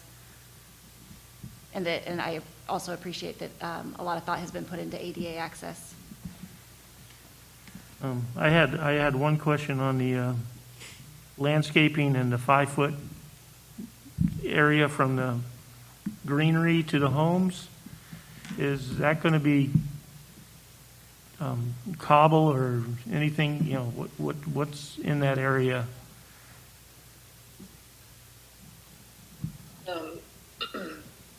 Typically, we would do a non-combustible mulch, so it's often a gravel mulch. A compost is also approved in the code, and sometimes we use succulents and very wet-leaved perennials. I don't have a better description of that, but basically non-combustible plants that are quite small. So we can kind of color up that zone a little bit, but it's a non-combustible zone. Okay. Are the homeowners, the tenants, going to be able to plant anything of their own there, or is that going to be pretty well enforced that they don't do that? Are they going to be able to put their little baby roses out there, or? I get trust that. So the front landscaping is all going to be taken care of by the tribe. So we'll have maintenance taking care of it every single week. We'll have someone on staff. Everything's going to be the same. We don't really want them having to go out and do any landscaping. It's all elders. If they want to plant anything, they can plant it in the backyard. But we want, as you drive in and you see every single home, we want it to be done perfectly. So that's what it'll look like at the beginning and every single week. So no, we're not going to have anything else. If they want to do it, it'll be in the backyard. Well, my question is generated because of the fire that hit Santa Rosa so hard, and everything was low-blowing embers that got stuck in those areas between the house and the bushes. And, that's one thing we've been looking at not to have, So I know it hasn't made new fire code yet because they haven't adjusted the wind ember yet, but that's coming. So. Architecturally, I would add that we need to make sure that you have battery storage at each of the units. The fact that they're low income, they're not going to be able to afford that on their own. There are a lot of governmental programs out right now that are supporting this, so you could find funding that could help support you on doing this for low income housing, but battery storage. And then in your public center space, I would look at a resiliency center. That means heating and air conditioning with an internal air filtration system, like a mini split system that doesn't that doesn't take outside air in, and so it can actually clean itself during fire, and so you can seal it off. And people in this community could go down there if they are losing or have issues at their own homes. So battery storage there as well, so that they could charge and be able to survive throughout these outages that can last for multiple days. And you want to make sure you put a transfer switch, because if you're going to have batteries, you have to have a transfer switch. Yeah, you can. Certain systems right now come with those built in. They're called they have like a generator disconnect system built into the storage system, but you want to make sure that they're built in with that. That was one of the items I also had on my list, because I know, was it the year before last when we were out of power and gas for 5 days? I know specifically at King Circle that a lot of the people there had a really difficult time getting by for those 5 days. Yeah, we were evaluated by PG&E, for those of you who know, and we were found as one of the higher risk areas in California. That's why they're supporting us as one of the potential municipal storage areas for microgridding. So the fact that we're having a development that's catered towards low income, elderly, most vulnerable, medically needed, highest of high risk, and they're actually now disconnected into a small valley area that has a one area exit, they need to have their own storage. Exactly.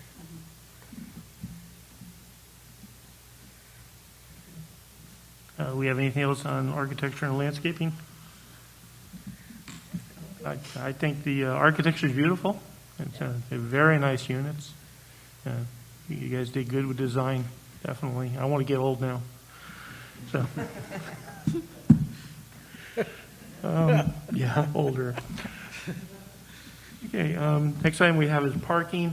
We are doing a little giveaway here on the parking. Do we have any issues with that, or we?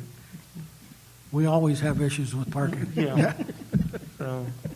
Yeah, I understand it's natured use, and I think if the intended use of this project stays and doesn't change, then it's going to fit its need as it is. I do have a concern with the path, and what I was hoping to see, which I don't know if the spacing would be available, is to have a kind of a bus or some type of turn-off area in there, because I can see a need of having a shuttle system to this community, and that as we start to unite and providing those type of transit systems.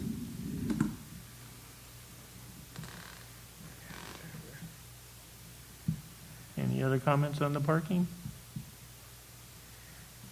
I had one for the chairman. Usage of the building, the community center. How many people do you anticipate serving at a time there? The community center will service the people that are there. So, if you have 24 homes, there's going to be 48 to 60 people. So it won't service any more than that. We're also building a community center on our Rancheria as well. So we'll have one for there and one for on the Rancheria. Okay. But and you're anticipating a lot of those residents walking to the center, or? Most likely. Yeah, I mean, we'll have a golf cart for them there as well if they want to go to the community center. We have a manager on site. We're planning to have security. So, I mean, we'll have somebody that can drive around. And when you talk about shuttles, right now, we use 7-passenger vans. We have 2 of them, and we shuttle our seniors around to lunches, or we go get their medication. So if they have something, we do the same thing. So. Thank you. Do we have any other discussion on parking? Okay. Chair, if we're good with the discussion, I'd like to try to summarize what I heard so we can, if that's the direction we're going, just so I can make sure I got it all. We're going to revisit the condition regarding the backflow devices. I think from what I'm hearing, I'm not sure they're going to do a well. I think we want to maybe encourage them. The well on site may not be adequate, but we can change the condition to read if a well is installed for irrigation, that backflow devices shall be installed at, you can let me know, Commissioner Sanders, at every residence or every potential contamination point, or And the community. Every service off of the city's water main. okay. So we can amend a condition, that condition. The resiliency, the Planning Commission is recommending, and we're gonna have to see if we can make this an actual condition, but certainly I'll bring it up to the council that we're looking for battery backup storage for the photovoltaic on each home. But if there's some issue with that, at the very least, the community center will be set up as a resiliency center with alternate power and batteries. So I'll convey that to the city council if that's where we're going. There was some As you question. put in there is, I mean, energy and storage, I think, is the most important for that, but I think also additionally, because of current health risks that we've had, I would put in that HVAC filtration, making sure that they have some kind of either a ductile system, something that can kind of really cleanse the air within the space. Okay. And then there was some question about the compatibility of land use in relation to the school site. And that one we're going to have to do a little more research on. I don't know, might be a little difficult to condition future projects that we don't know what they are, or isolating one particular industrially zoned property to do certain things. I don't know. I don't know if that's necessarily a condition of this as much as it is I would highly recommend the staff make a movement immediately before this goes to the council to try to find that legal answer. Yeah, I would. And then usually, I mean, it sounds like the backflow ones will be an amendment to the conditions before it goes to council, if that's where we're going. And then the other items will be brought up for the council to deliberate. And then meanwhile, I'll work with Kevin and the project proponents to see, about this resiliency. And Commissioner Acey, maybe you can point us in the direction of loans or grants that are available. And then the school thing. Is that all of them, or? There was one more. Well, Ralph, do you know what it is? Those are the 3 I had. The other one that I was looking for would be the irrigation system distribution piping plan. Oh, the purple pipe? Whether it's for reclaimed water or for well water, there should be one in there. Can you repeat it? Sure. It would be an irrigation system piping plan. Okay.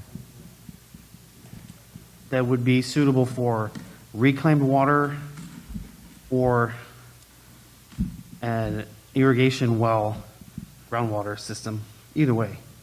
Okay.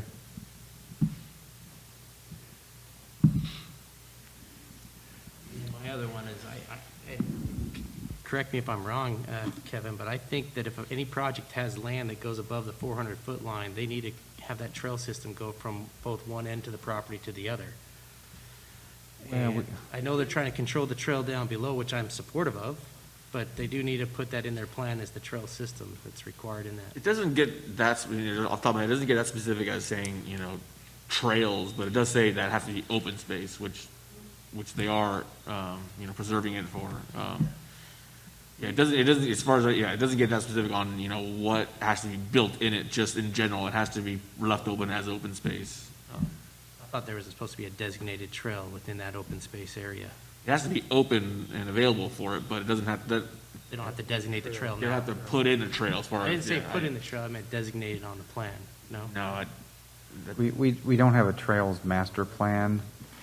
Something like that would, once you lay out a potential trail system as development occurs, if you have this plan adopted, then you have more ways to compel that. But I think we can work with them and start a conversation and see if that makes sense.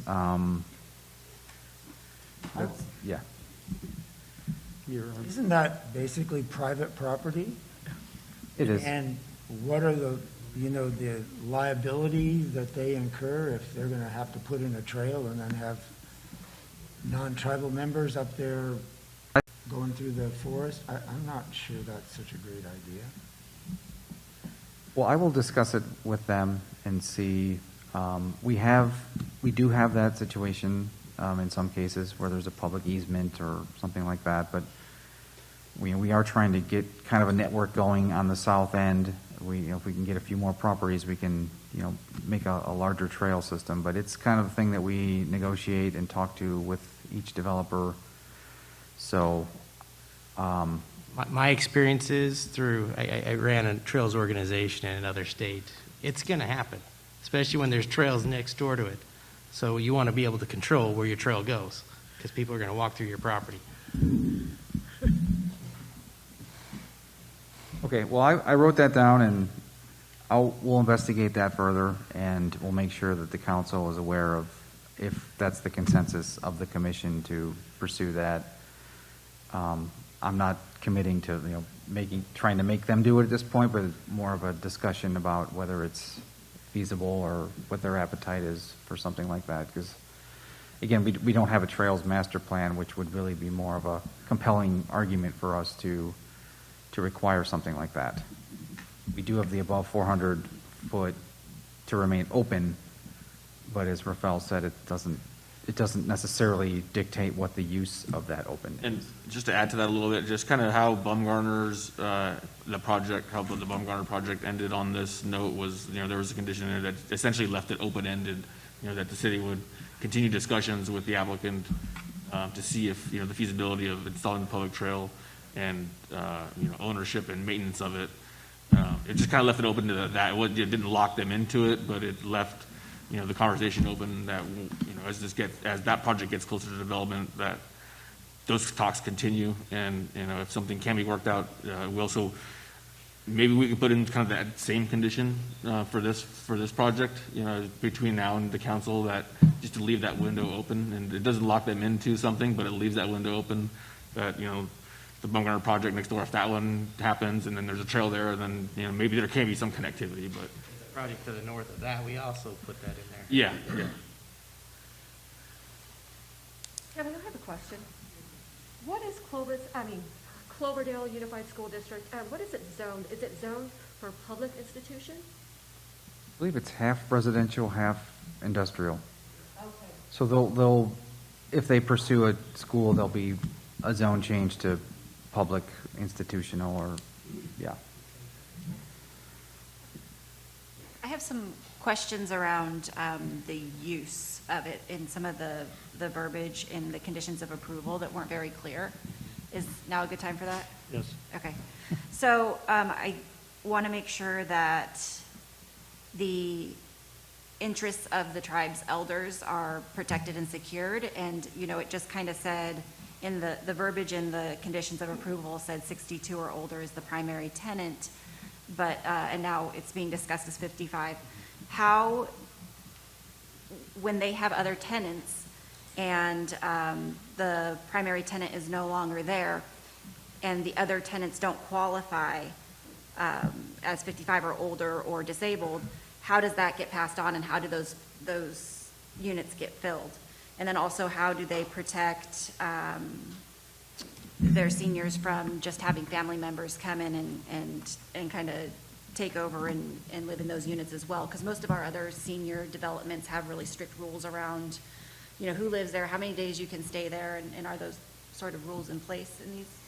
Yeah, we'll have a thing. Okay. Okay, can you please? Sir, you need to come up. Come up to the microphone. State your name, please. David Smith Ferry. Into the microphone. Is that good? Yes. Sorry. David Smith Ferry. I work with Chris at the Tribe. On the first point that you made, the funding that will build the homes, the actual literal vertical construction, is housing and urban development funding that will require those homes to be used for their usable life in the same way that they'll be allowed to be used right at the outset. So eligibility will carry on. The eligibility requirements will carry through the useful life of the buildings. Okay, so Does that make sense? if the primary tenant is, say, deceased, and there's other tenants that live in there, they'd have to vacate in that sort of situation? Yes, yes, and the new tenants would have to meet the same eligibility requirements. Great. Okay. Yeah, great, thanks, thank you. Thank you. Thank you. And just one other point is one of the amendments they requested was lowering that age from 62 to 55. So that was in the very beginning, we talked about that.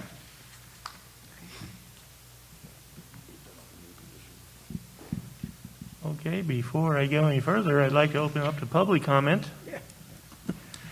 Yvonne, do we have anybody in public comment that? No, I don't. Okay, thank you. Any public comment within the chamber? Seeing none, I would close public comment. Okay, do we have any more discussion on this before we call for the resolutions? None? Okay. Do we have to handle this as two resolutions? The dual attachments?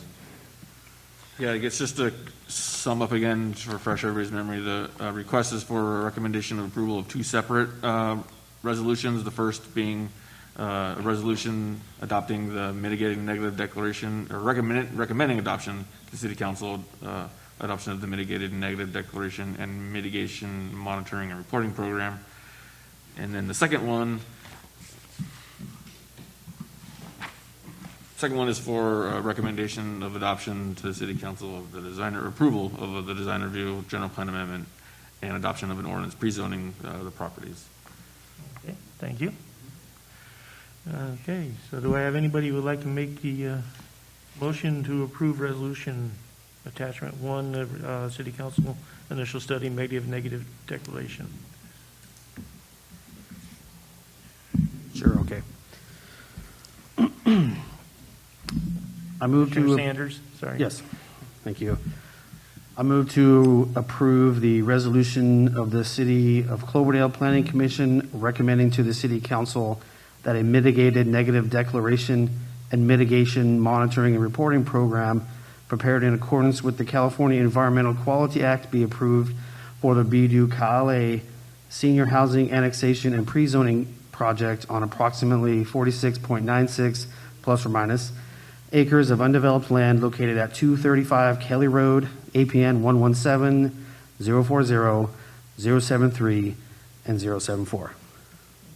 Thank you. Could I have a second, please? I'll second that. And I want to appreciate your focus on low income for senior citizens. I really appreciate that. Commissioner Hoverts? Chair Shanahan, just Yes. for the record, just want to note that the motion was made by Commissioner Sanders and seconded by Commissioner Hoverts to adopt the resolution approving the recommending approval of the mitigated bank debt. Thank you. Could I have a roll call, please? Commissioner Acey, Aye. alternate Commissioner Cox, We don't vote. No, we don't. Alternates don't vote. Yvonne? I didn't hear that. Alternates don't vote. Sorry, it's still not clear. The alternate commissioners don't vote. Oh. Commissioner Sanders? Aye. Commissioner Waggy? Aye. Vice Chair Hobart? Aye. Chair Shanahan? Aye. And alternate Commissioner Sprinkle? Same thing. Disregard that one. Okay. Yvonne, the record, just to note, our alternate commissioners do not vote because we have a full body. Okay, thank you. So that's 5-0 vote to pass. Thank you. Okay, we have a second resolution, attachment 2, which is recommending approval of City Council of Design Review, General Plan Amendment, and the adoption of ordinance pre-zoning approximately 87.11 plus minus acres. Do I have somebody who would like to make that motion, please? Commissioner Waggy, could you say as amended at the end, because we're going to amend the conditions.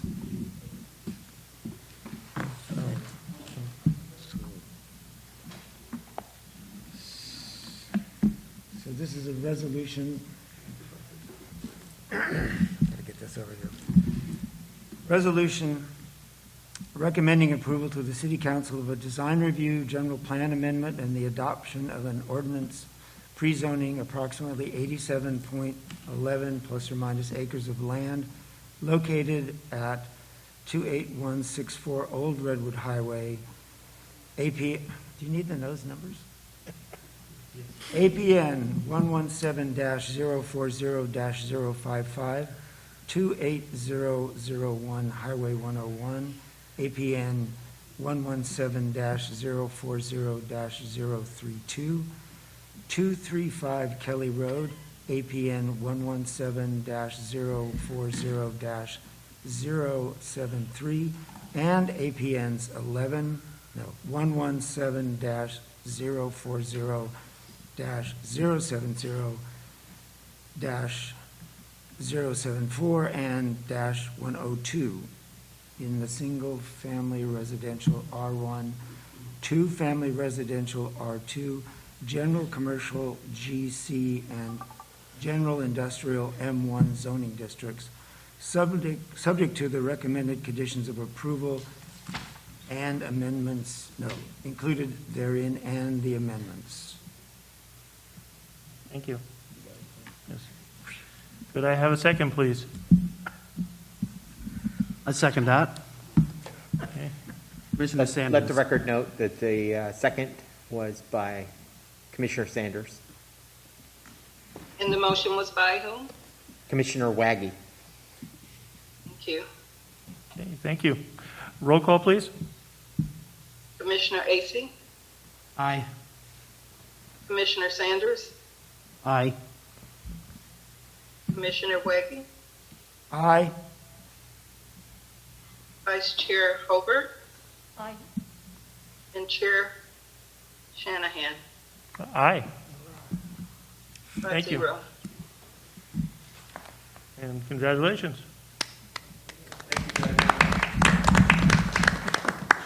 On to City Council. Thank you, Commissioners. Thank you for your time, Kevin. Thanks, Kevin. Thank you, Thank Chelsea. you. Thank you, Ann. Thank you again. Thank you. Thank you. Okay.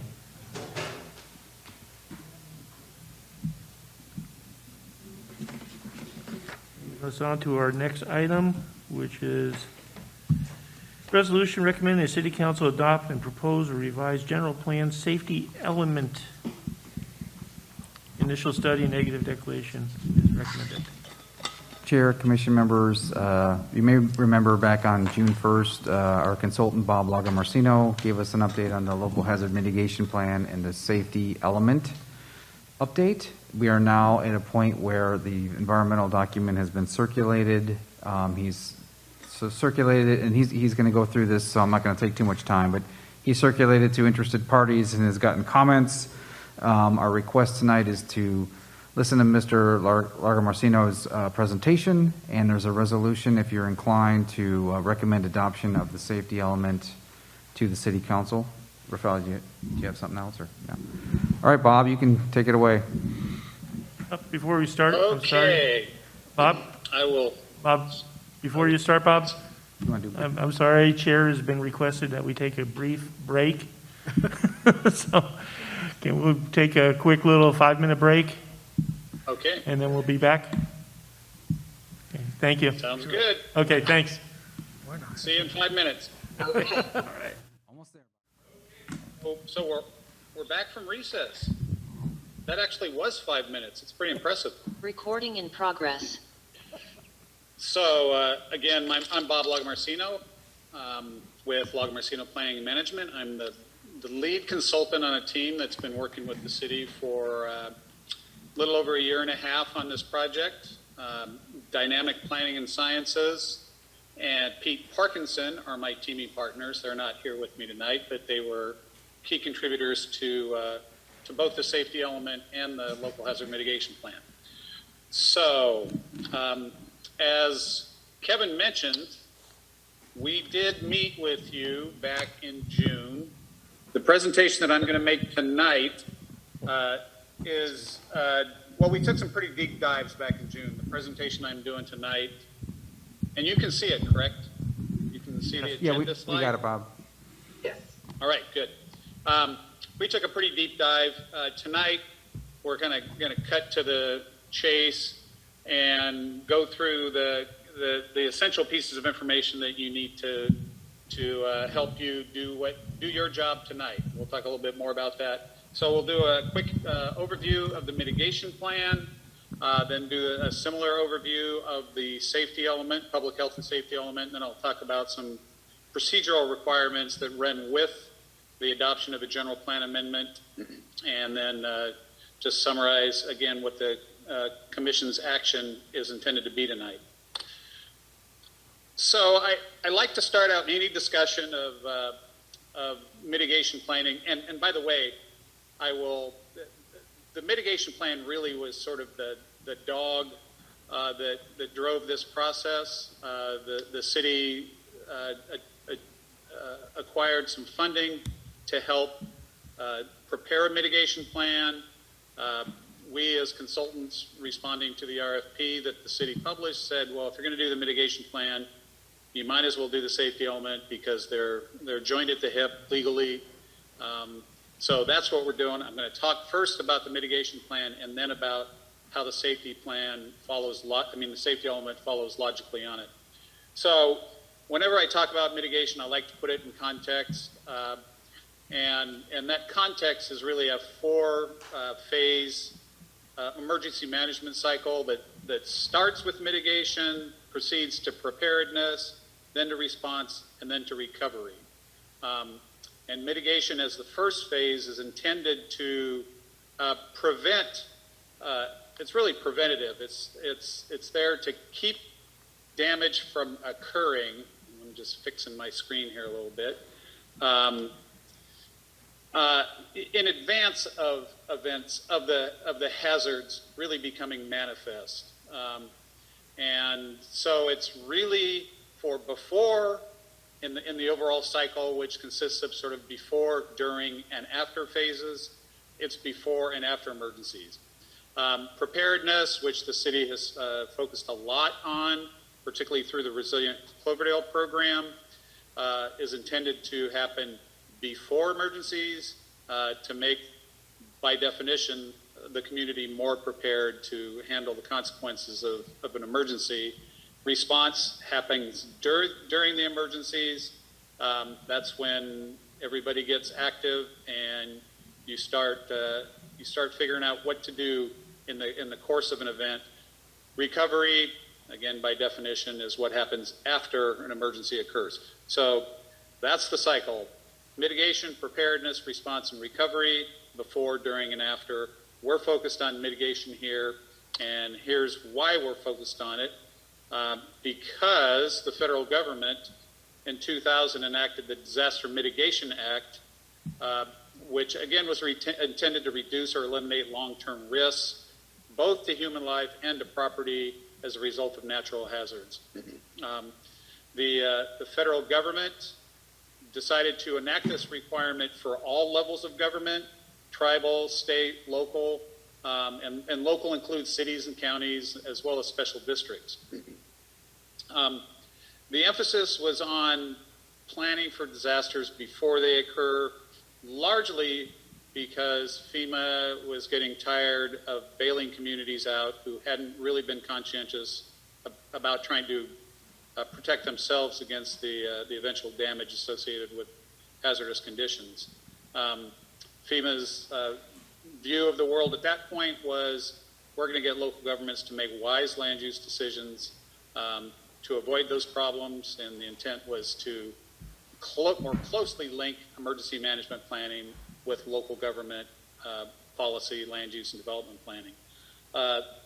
In enacting the Disaster Mitigation Act of 2000, or DMA 2000, or DMA 2K, the federal government established a 5-year cycle. So every 5 years, local governments are required to take a look at their mitigation plans and refresh them or re-adopt them. An important consideration here is that the mitigation plan, and this is unlike the general plan or the elements of a general plan, does get scrutinized closely by the California Office of Emergency Services and by FEMA. And in this case, it's Region 9, which governs the Northern California, Hawaii, Guam, Arizona, the western part of the United States. So that's an important part of the process, and I'll describe that a little bit more here. FEMA has idealized the mitigation planning process in a 4-step way. First, organize your resources, get your act together. Second is really focus on what risk is present in the community. Third, develop a mitigation strategy. And 4, adopt and implement the plan. Working with city staff, we prepared a scope of work that coincided with those. Task 1 was to initiate the project and set up a program for reaching out to the community. Second was to do the risk assessment. Third was to develop the mitigation strategy. And fourth was to adopt and then to implement the plan. So we are in the adoption stage. We've completed the draft plan, and the diagram at the right shows you the steps and the back and forth between the city and Cal OES and FEMA Region 9. We have worked our way to FEMA issuance of an approvable pending adoption letter. The city received that a few weeks ago. It actually came more quickly than we expected it to, but we were pleased that was the case. So from here on out on the mitigation plan, the city council will adopt the plan and then submit the resolution of adoption to FEMA, and FEMA will issue a final approval letter.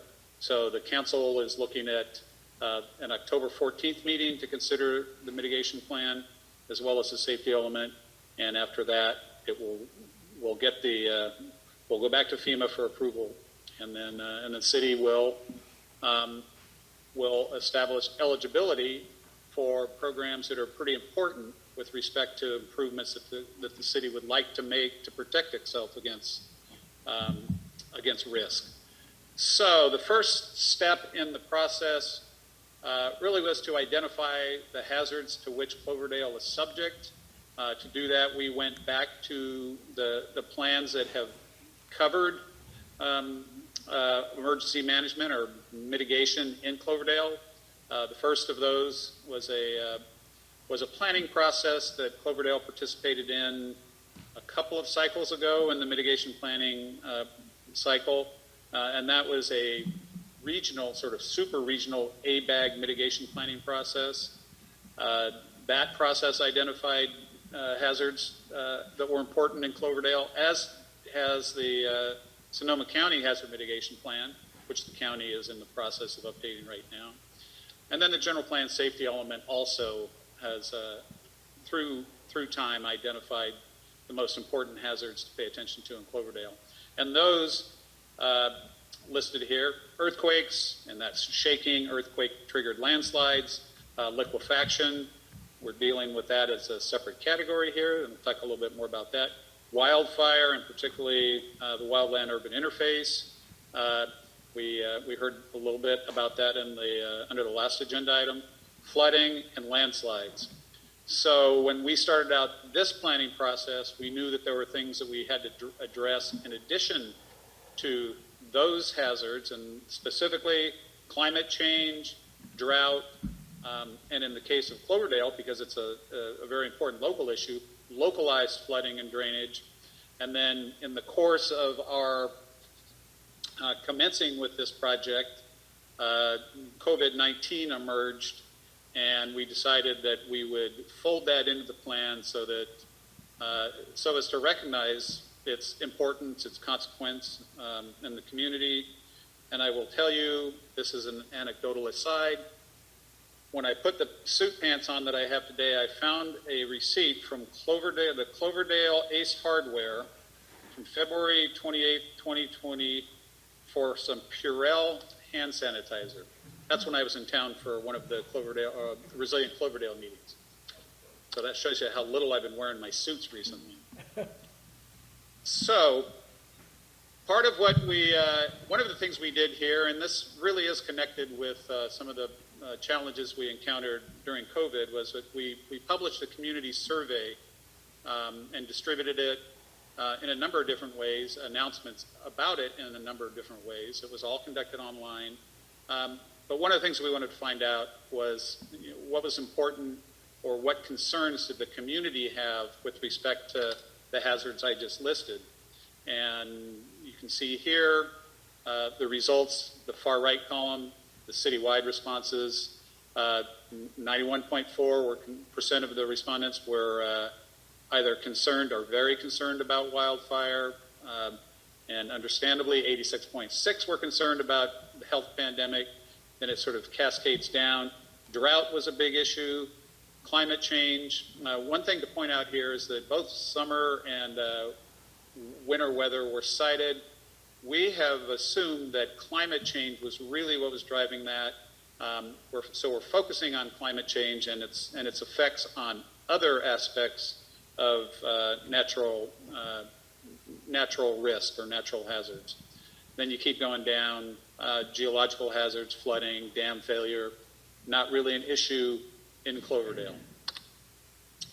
So once we identified our list, we took a closer look, working with staff and the Hazard Mitigation Planning Committee, which we assembled for this project, which was representative of both city staff and county staff and other interested stakeholders, or stakeholders who had an interest in hazard mitigation in the community.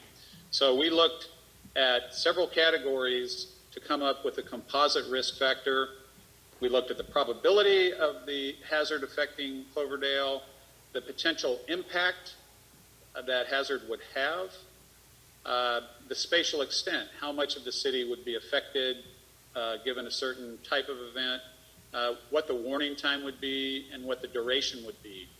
So again, with those factors, we came up with a combined risk factor that determined the wildfire was the number one concern, drought, and as suggested in the conversation with the earlier agenda item, it has become even more pronounced. Drought was a big issue back then; it's even bigger now. Earthquake, geological hazards, flood, pandemic, and then extreme weather fell out of really it was the last on the list, and really in terms of prioritization, the only consequence of the prioritization is that we decided that extreme weather ranked so low on the evaluation that we did not proceed to profile it. And that was the next step in the process. And this is all specified through the guidance that the federal government, FEMA, puts out on how to prepare mitigation plans. So you have to profile the hazards that you determine are of highest or greatest import in the community, and those in the case of Cloverdale were drought, earthquake, flooding, and we looked at two types of flooding, both the FEMA floodplains and then at downtown flooding.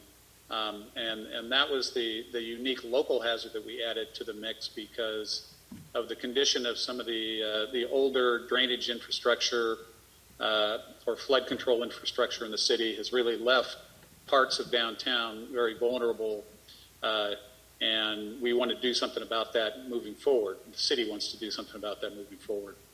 Geological hazards, two types really, slope failure and soil instability. In Cloverdale, slope failure is the real deal. There are several parts of the city that are subject to landslide just by virtue of the type of soils in those areas and the slopes in those areas. Soil instability, while there is some liquefaction or subsidence potential, it's all down near the river. The city is not has not and does not intend to permit a lot of development or permit much of any development in those areas. And then again, the epidemic or pandemic, and along with that, we talk about vector-borne disease, and then wildfire. And then the overarching sort of consideration here, and this is responsive to some state legislation as well as good practice, is the consideration of climate change. And I'll touch on that when I get to the second column here as well. For each of the profiles we prepared, we did a consistent discussion that started with the plans, policies, or the regulatory environment that sort of surrounds that hazard. We looked at history, at past events. This is, and you may recall during the June meeting, I talked a little bit about us consulting archival records to get a good sort of contemporaneous understanding of how Cloverdale has been affected by reviewing old newspaper articles going back in the Cloverdale Reveille for decades or almost a century. So past events, the location of that hazard, how does it affect the city locationally? Some are citywide, you just can't isolate them. Some are more localized. So we talked about that in each one of the profiles. We talked about the frequency or probability of future occurrences. In some cases, there is some science-backed probabilistic studies that we can cite. In others, it's not so scientific. The severity and extent, again, how badly would the community be affected and to what geographic extent might it be affected? And then we talked about some of the things that I mentioned in the prioritization process. Warning time was one of them. We also looked at secondary hazards. What's the relationship between the hazard we're discussing and other types of hazards? And there, as you understand, there are cross-linkages all over the place. At the end of the day, the biggest part of this evaluation was the vulnerability assessment to use a very powerful GIS system that we stood up for this process to do a quantitative analysis of the types of properties and the number of people who would be subject to damage from those hazards. Finally, we talked about development trends. You know, how does the city's general plan relate to potential risk? And in the case of Cloverdale, there's not a whole lot of development proposed in areas that would be subject to risk. I found interesting the discussion that you just had about the project that was under consideration, which includes an annexation. So that touched on some of the things that we touched on in the hazard profiles. And here, the climate change relationship, rather than dealing with climate change as a discrete hazard, we touched on how climate and climate change may exacerbate hazards or make them worse than they otherwise would be if we weren't experiencing the kinds of things we're experiencing. And for each of the hazards, we came up with a series of statements about the nature of the problems associated with the hazard. So that's the hazard profiles. We then, as part of that, and I just wanted to show you some of the colors, the maps, for each hazard, we looked at vulnerability from the population affected, from the property that's affected, importantly from the critical facilities that might be affected by hazards. We did a damage assessment that evaluated the types of properties and the values of properties that would be affected for those hazards that are subject to that sort of GIS analysis. We then cut to the chase. And by the way, the federal government's approach to mitigation planning is very much action-oriented. They want the local governments to come up with specific, actionable programs or actions that that the city can pursue, and in most cases, with support from federal funding sources that it becomes eligible for based on the adoption of mitigation plans. So it's sort of a circular equation there. For each of the mitigation strategies that we identified, and I'll go through them real quickly in a minute, we assigned a number to it for tracking purposes. We identified which type of hazard that mitigation action would address, the type of mitigation it is, and this is a framework of mitigation types that FEMA establishes related to prevention, property protection, public education and awareness, which is an important thing, natural resource protection, emergency services, or structural projects. We identified what city department would take the lead in following up on a periodic basis on the status of that mitigation action. We described it in very brief terms. We came up with ordinal rankings of estimated costs, low, medium, high. We didn't get in to do the sort of costing that would need to be done once a project is further defined and funding is being sought. That would invoke a little more detailed benefit cost analysis. And speaking of benefit, we also evaluated or determined the estimated benefit, low, medium, or high. For the most part, they're high. And then we looked at the time frames. When is it important to address or to pursue the particular mitigation actions? 1 to 3 years, 3 to 5 years, 5 to 10. Annually for things that are ongoing, or annually for things that are periodic but ongoing. Ongoing for things that just continue, that you need to continuously pay attention to. And then there are some that we identified as funding dependent. Once funding becomes available, we'll pursue those. We identified the FEMA programs that the city could tap into to support those actions, and then came up with a composite priority, low, medium, high. Again, these are all things that FEMA wants to see in a mitigation plan so that they can give you the thumbs up, which they've done more or less already. And then each of the mitigation actions has identifies the problem statements that are associated with it. Here's something. This is a table 7.6 from the mitigation plan. Shows all of that information I just said for the mitigation actions that we've identified. And quickly, I'll walk through those 16 mitigation actions. First, and this is a drought-related one, what can the city do to diversify its water storage, water supply storage options? Will the city, that program is going to, this program would look at ways to diversify with aquifer storage and recovery projects or emergency wells, some of which is already going on, but this would put the city in a position to pursue funding to support those activities. Seismic evaluation, we think we know quite a bit about the building stock, but this would provide for a much more detailed and well-documented evaluation of the vulnerability, particularly of essential facilities. And the counterpart to that would be identification of seismic upgrades that might be necessary. Then we get, and in addition, we look at the vulnerability of some of the critical facilities, and particularly sewer and water facilities. We know that there's aging infrastructure within the sewer and water pipelines, some of the tanks and reservoirs.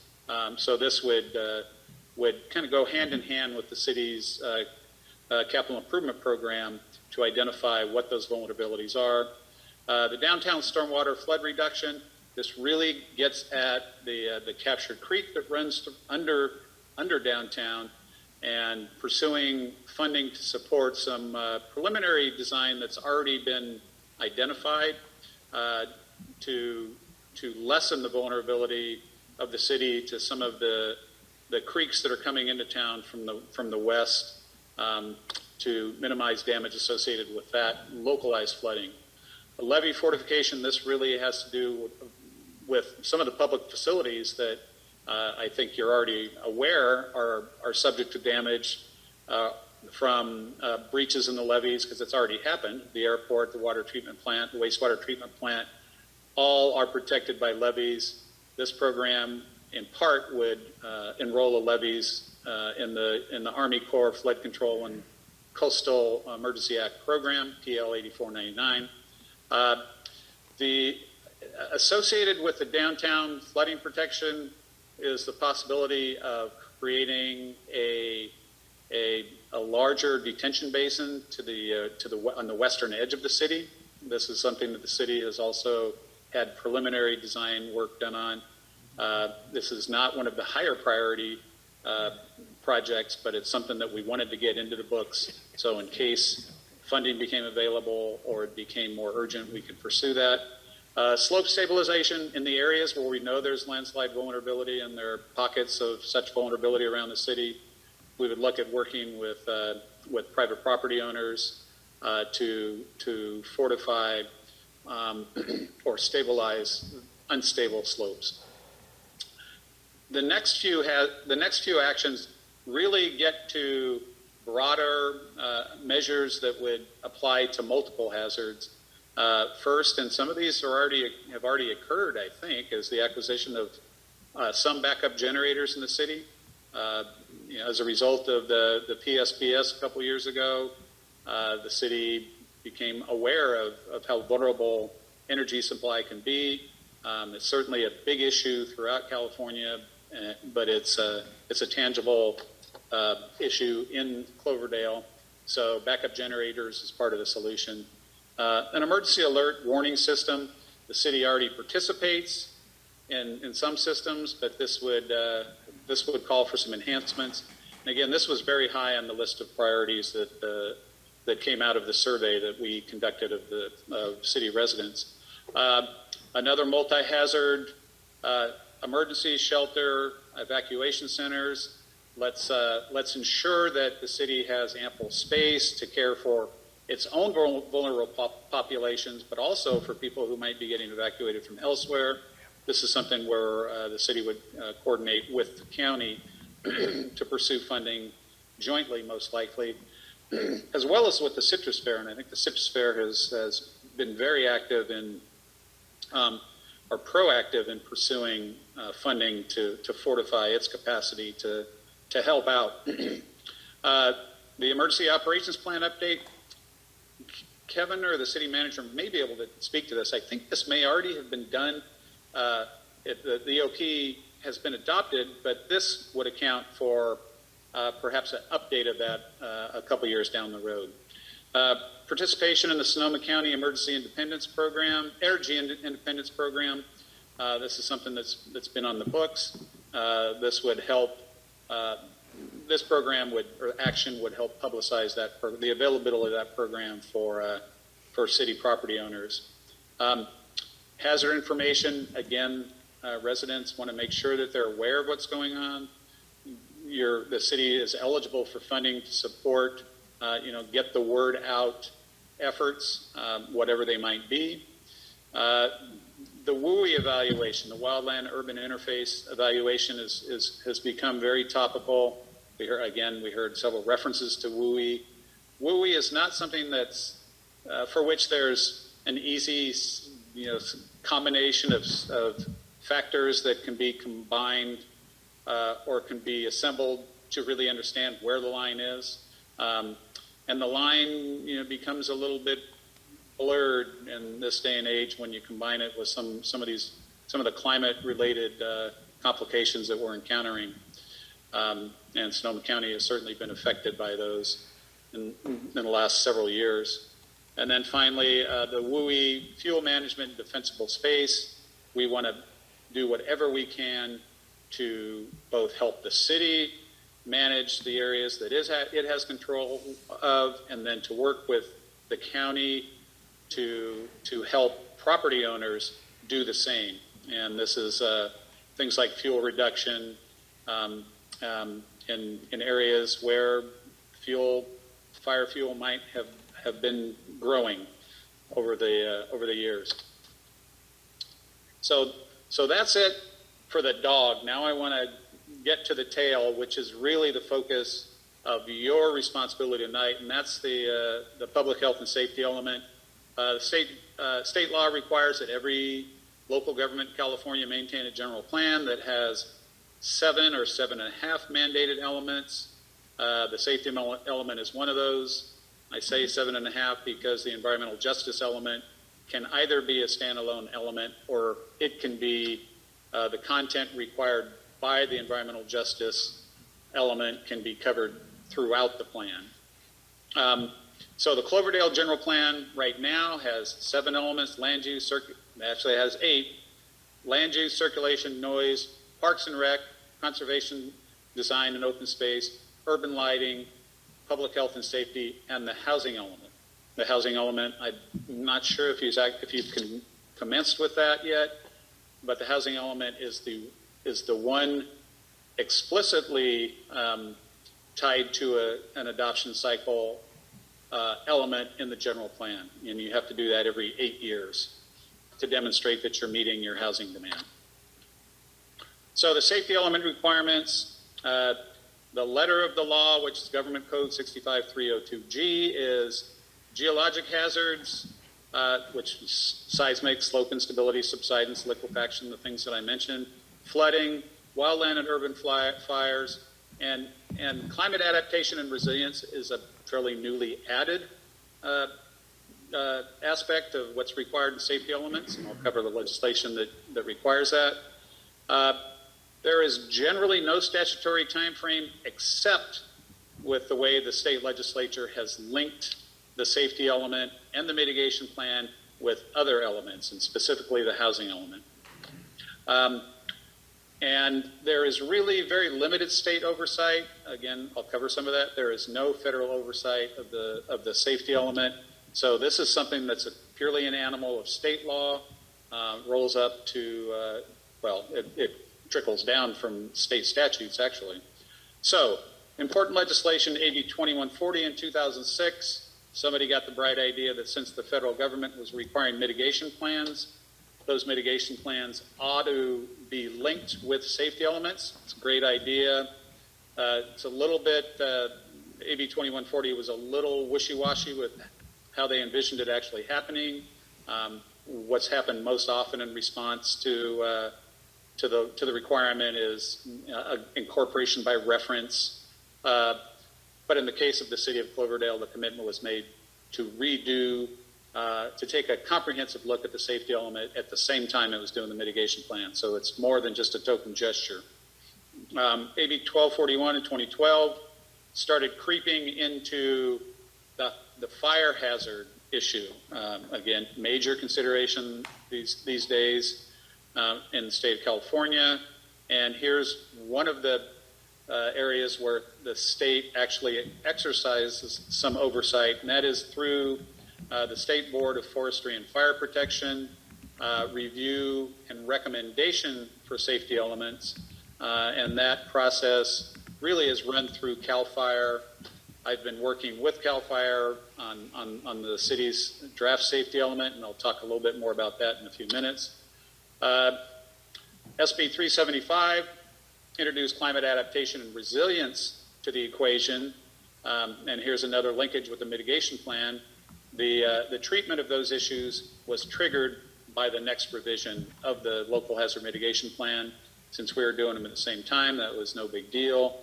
Climate adaptation is an important part of the mitigation planning process, and the evaluation of vulnerability is part of the mitigation planning process. So we just rolled that right into the same effort here. SB 1035 from 2018 requires review, if necessary, revision of the safety element upon each revision of the housing element or the mitigation plan. but not less than once every 8 years, to identify new information related to flood, fire hazards, and climate adaptation and resiliency strategies. So this is it's an important requirement. It does have the if necessary. It is necessary now because the plan, the city's existing safety element or public health and safety element did not address those issues. Finally, there are two pieces of legislation from 2019 that deal with emergency evacuation routes. Again, something that you just talked about with, in conjunction with the project you just looked at. So the first SB 99 required that upon the next revision of the housing element on or after January 1st, 2020, the plan, the safety element, identify at least 2 emergency evacuation routes. The city has been doing that in conjunction with a broader effort from Sonoma County. AB 747, same year, indicated or required that cities or safety elements look at evacuation routes to evaluate a viability, the capacity, safety, and viability under a range of emergency scenarios. Technically, that requirement has not taken effect yet because it's supposed to be triggered by the next revision of a mitigation plan on or after January 1, 2022. We're still dealing with it in this plan, even though it's not legally required yet.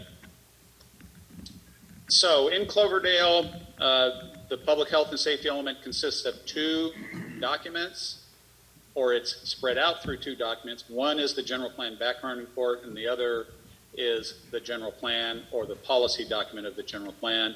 The background report is Chapter 10, which is public health and safety. The city last completed, here's a small correction here, comprehensively updated the background report in August of 2005, but it has also done some other updates since, I think most recently in 2015. The important, as far as I'm concerned, the important characterization of the background report is that it is the descriptive aspect of the plan. It's sort of just the facts part of the general plan that provides the orientation to the place and explains the important issues that are affecting the community. General plan background reports often also serve as important documentation for CEQA as well. So it's good to have a good, robust description of all things that are affecting the community.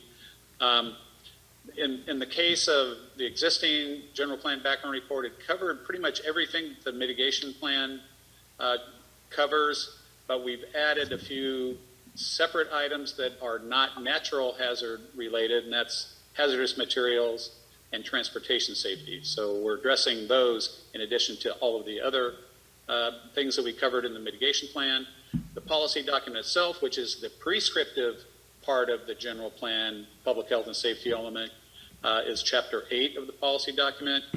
We've updated the goals and policies based on a variety of sources, including the existing plan, and there are actually parenthetical notes after the policies and some of the programs in Chapter 8 of the policy document that give you a sense of the origin of those policies.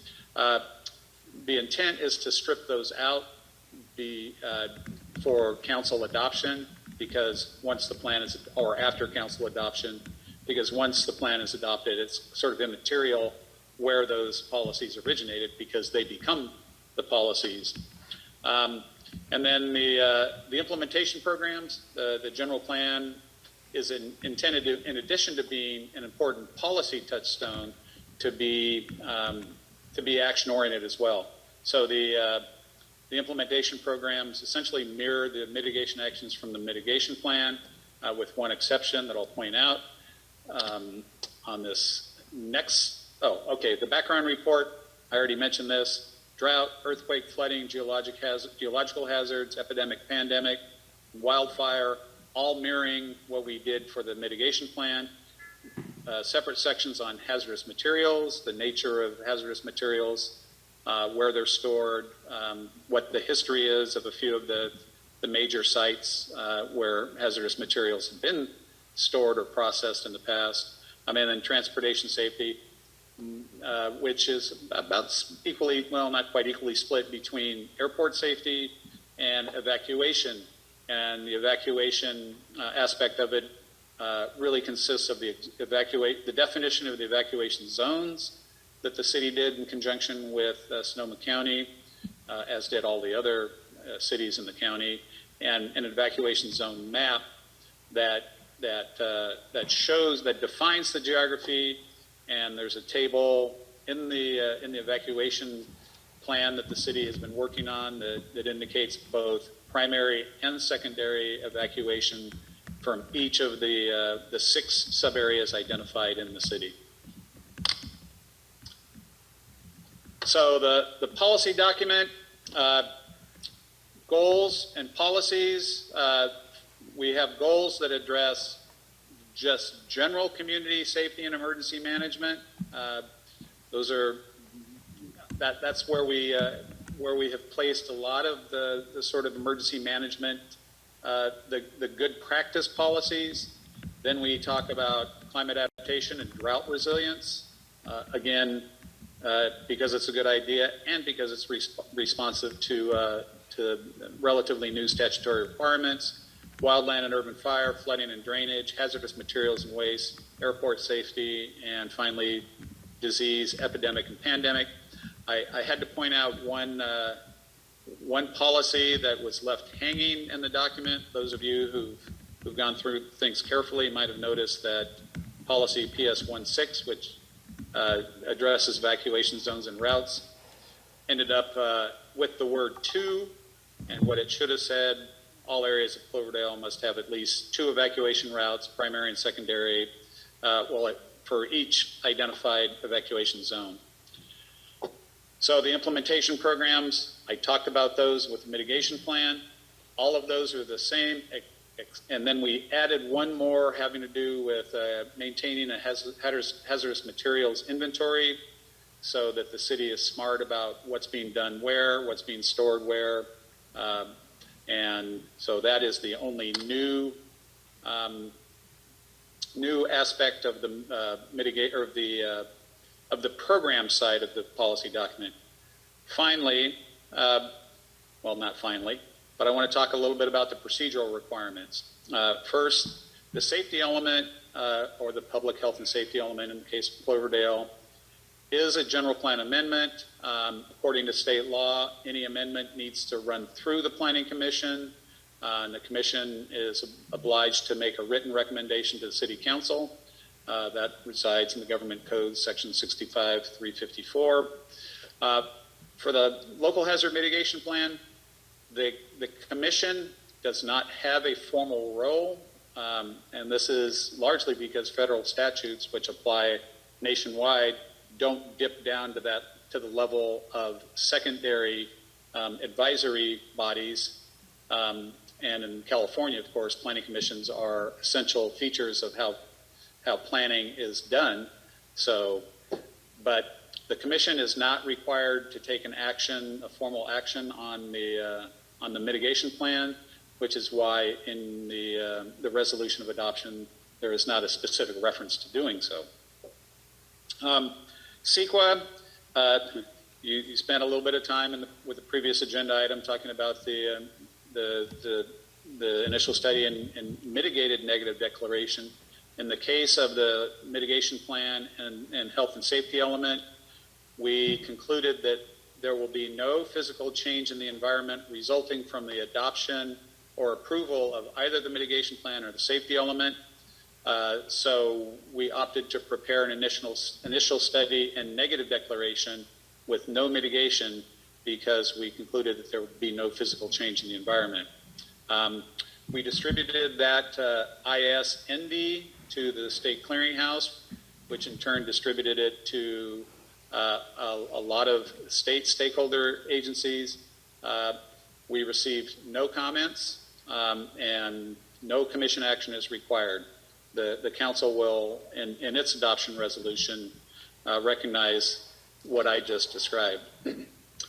Tribal consultation, again, there are 2 pieces of legislation, AB 52 and SB 18, that require that local governments for various types of projects and for general plan amendments reach out to the Native American Heritage Commission for a list of potentially interested tribal communities.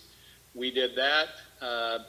Based on that, Raphael distributed notifications to those folks on the list, or those tribal interests on the list, and we received no request for consultation, very similar to what occurred with the ISMND for the previous agenda item.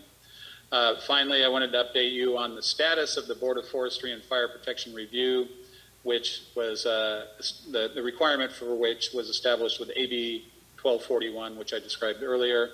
I have been working with CAL FIRE to get this wrapped up. I, as recently as this morning, had a conversation with a captain at CAL FIRE. It's taken a little bit longer than it typically does to get through this process, largely because these folks have been deployed. So it's certainly understandable.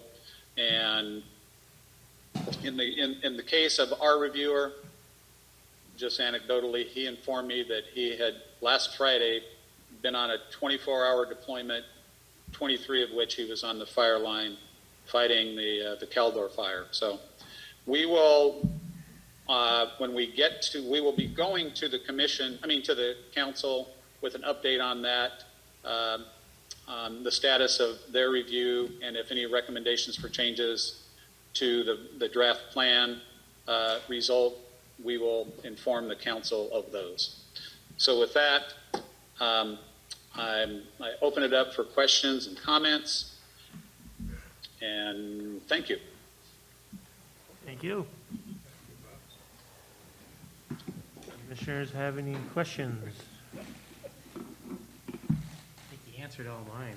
Yeah. Bob is thorough. I talked more than I intended to, by the way, so maybe it worked out okay. You always say that, Bob.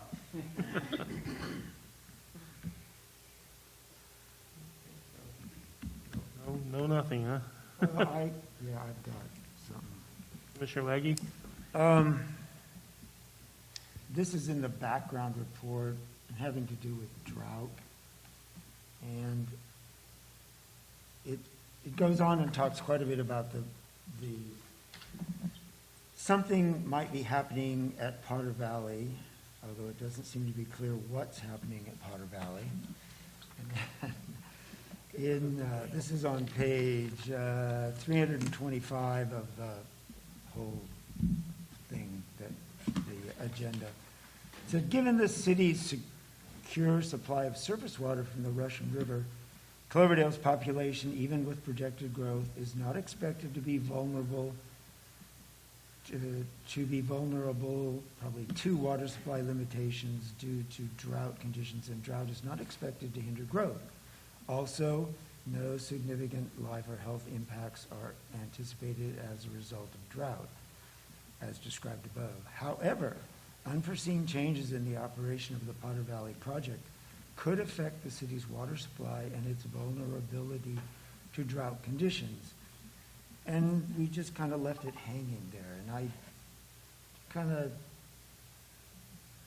it's just kind of hanging.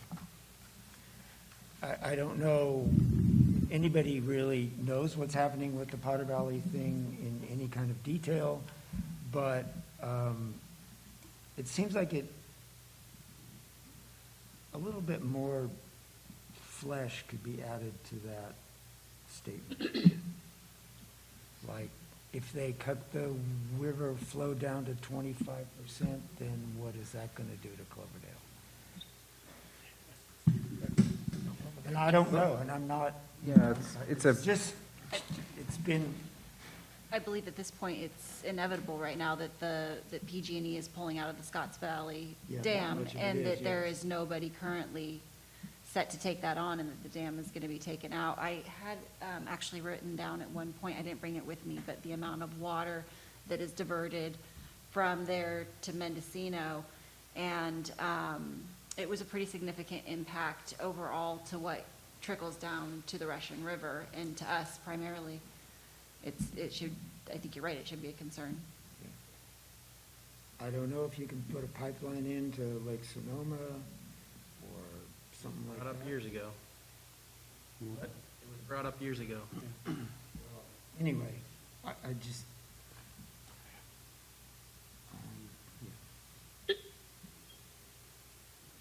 Go ahead, Bob.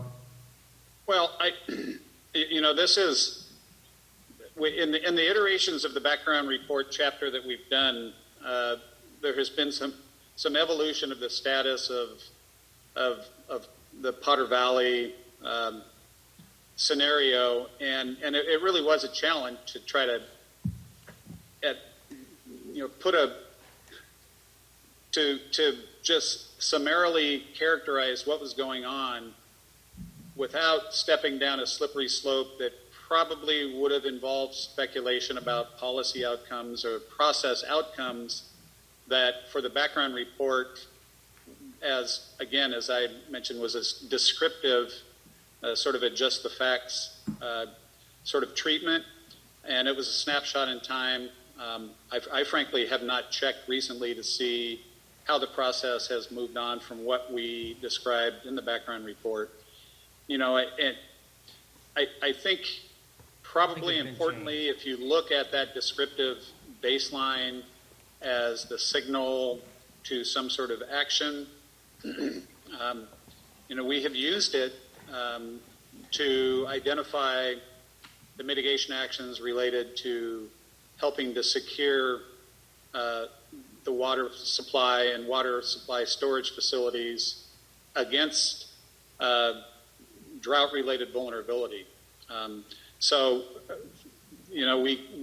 We could conceivably go back and try to get more elaborate with that description. I'm not sure that how it might affect the so what part of the equation, which again is the mitigation action that and the programs and the safety element that the city is committing to.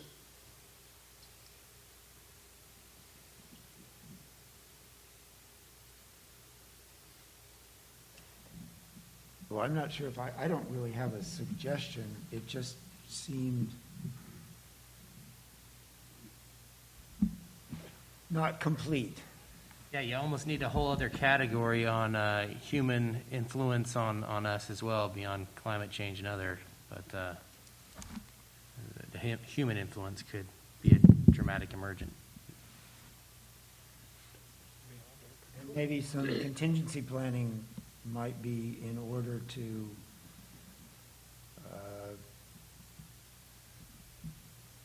anticipate a couple or three possibilities, maybe with that with the flows in the Russian River, if they are reduced, then what? I mean, I don't think low-flow toilets are going to do it. No, and I wonder if you reduce the flow of the river by 80%, if our well water and that is the aquifer and the system that we have down there on the river, if that's affected by how much, and all of our storage, and I mean, I think it's more than 80% when it comes to the impact on the city. Yeah, if I could interject again, the city just adopted an urban water management plan, and I know that's these matters are touched on in a little bit more depth there. So the background report here and the safety element and the mitigation plan are not necessarily where all of the city's positions or commitments related to water management would reside. I mean, more importantly, the urban water management plan deals with a lot of that. And I also think that the city's involvement in the Two Rivers Compact or Two Basin Compact is another place where there is dynamic involvement, as the situation unfolds. So that gets to be a thorny issue with respect to general plans.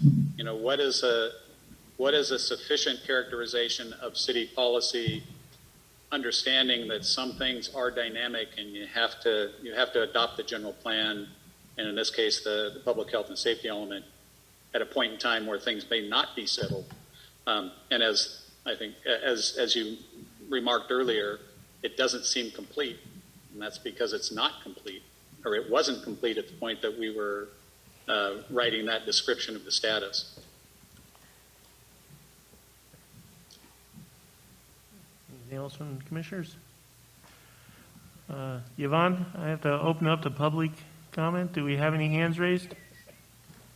No hand raised. Okay, thank you. And none in the chamber, so we'll take it back to the commission. Any other discussion? We're all good? Okay.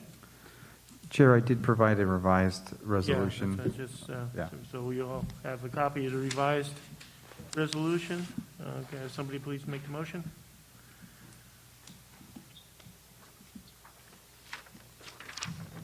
Anybody?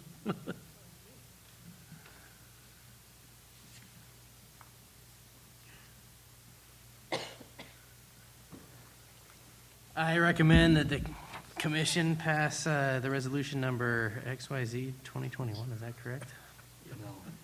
It doesn't have a number yet. Oh, yeah, so, resolution of the City of Cloverdale Planning Commission recommending to the Cloverdale City Council the adoption of the updated general plan health and safety element. Okay, could I have a second, please? Okay. So we had Commissioner Acey make the motion, Commissioner Howards made the second.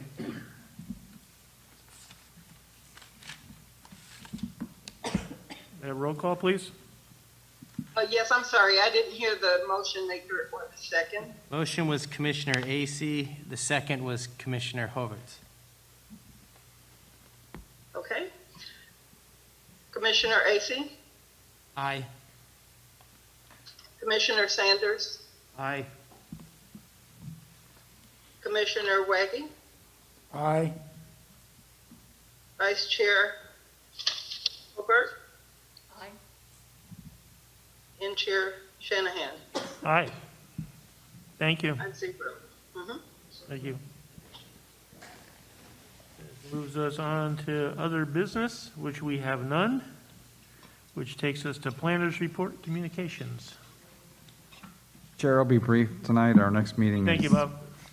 Our meeting is October... Thank you. Oh, see you later, Bob. Our next meeting is October 5th, and we're planning to bring the CIP Capital Improvement Plan, which is per state law required to go to the Planning Commission to make a determination of consistency with the general plan. So, Commissioner Sanders, I think you're going to like that one. And possibly, there's a chance we could have the Alexander Valley Apartments on Ostie Road, but we're still working on some things with them, so that may be in November. So, October 5th. Okay. What was the first item? It's the Capital Improvement Program. It's the CIP with, yeah. Anything online regarding that? I'm not sure we have it online, but I will, we've got the draft, and I think we're pretty good to go. We've commented on it many times with our engineering firm, so I'll compile it and get it up on the website, and I'll let the commission know when I get it up there, so you have more time to take a look at it. And request the same thing on ASTI if that comes through, that we get whatever we can get earlier, since that's a big project. Understood. Thank you. Okay, we got any direction from commission to staff?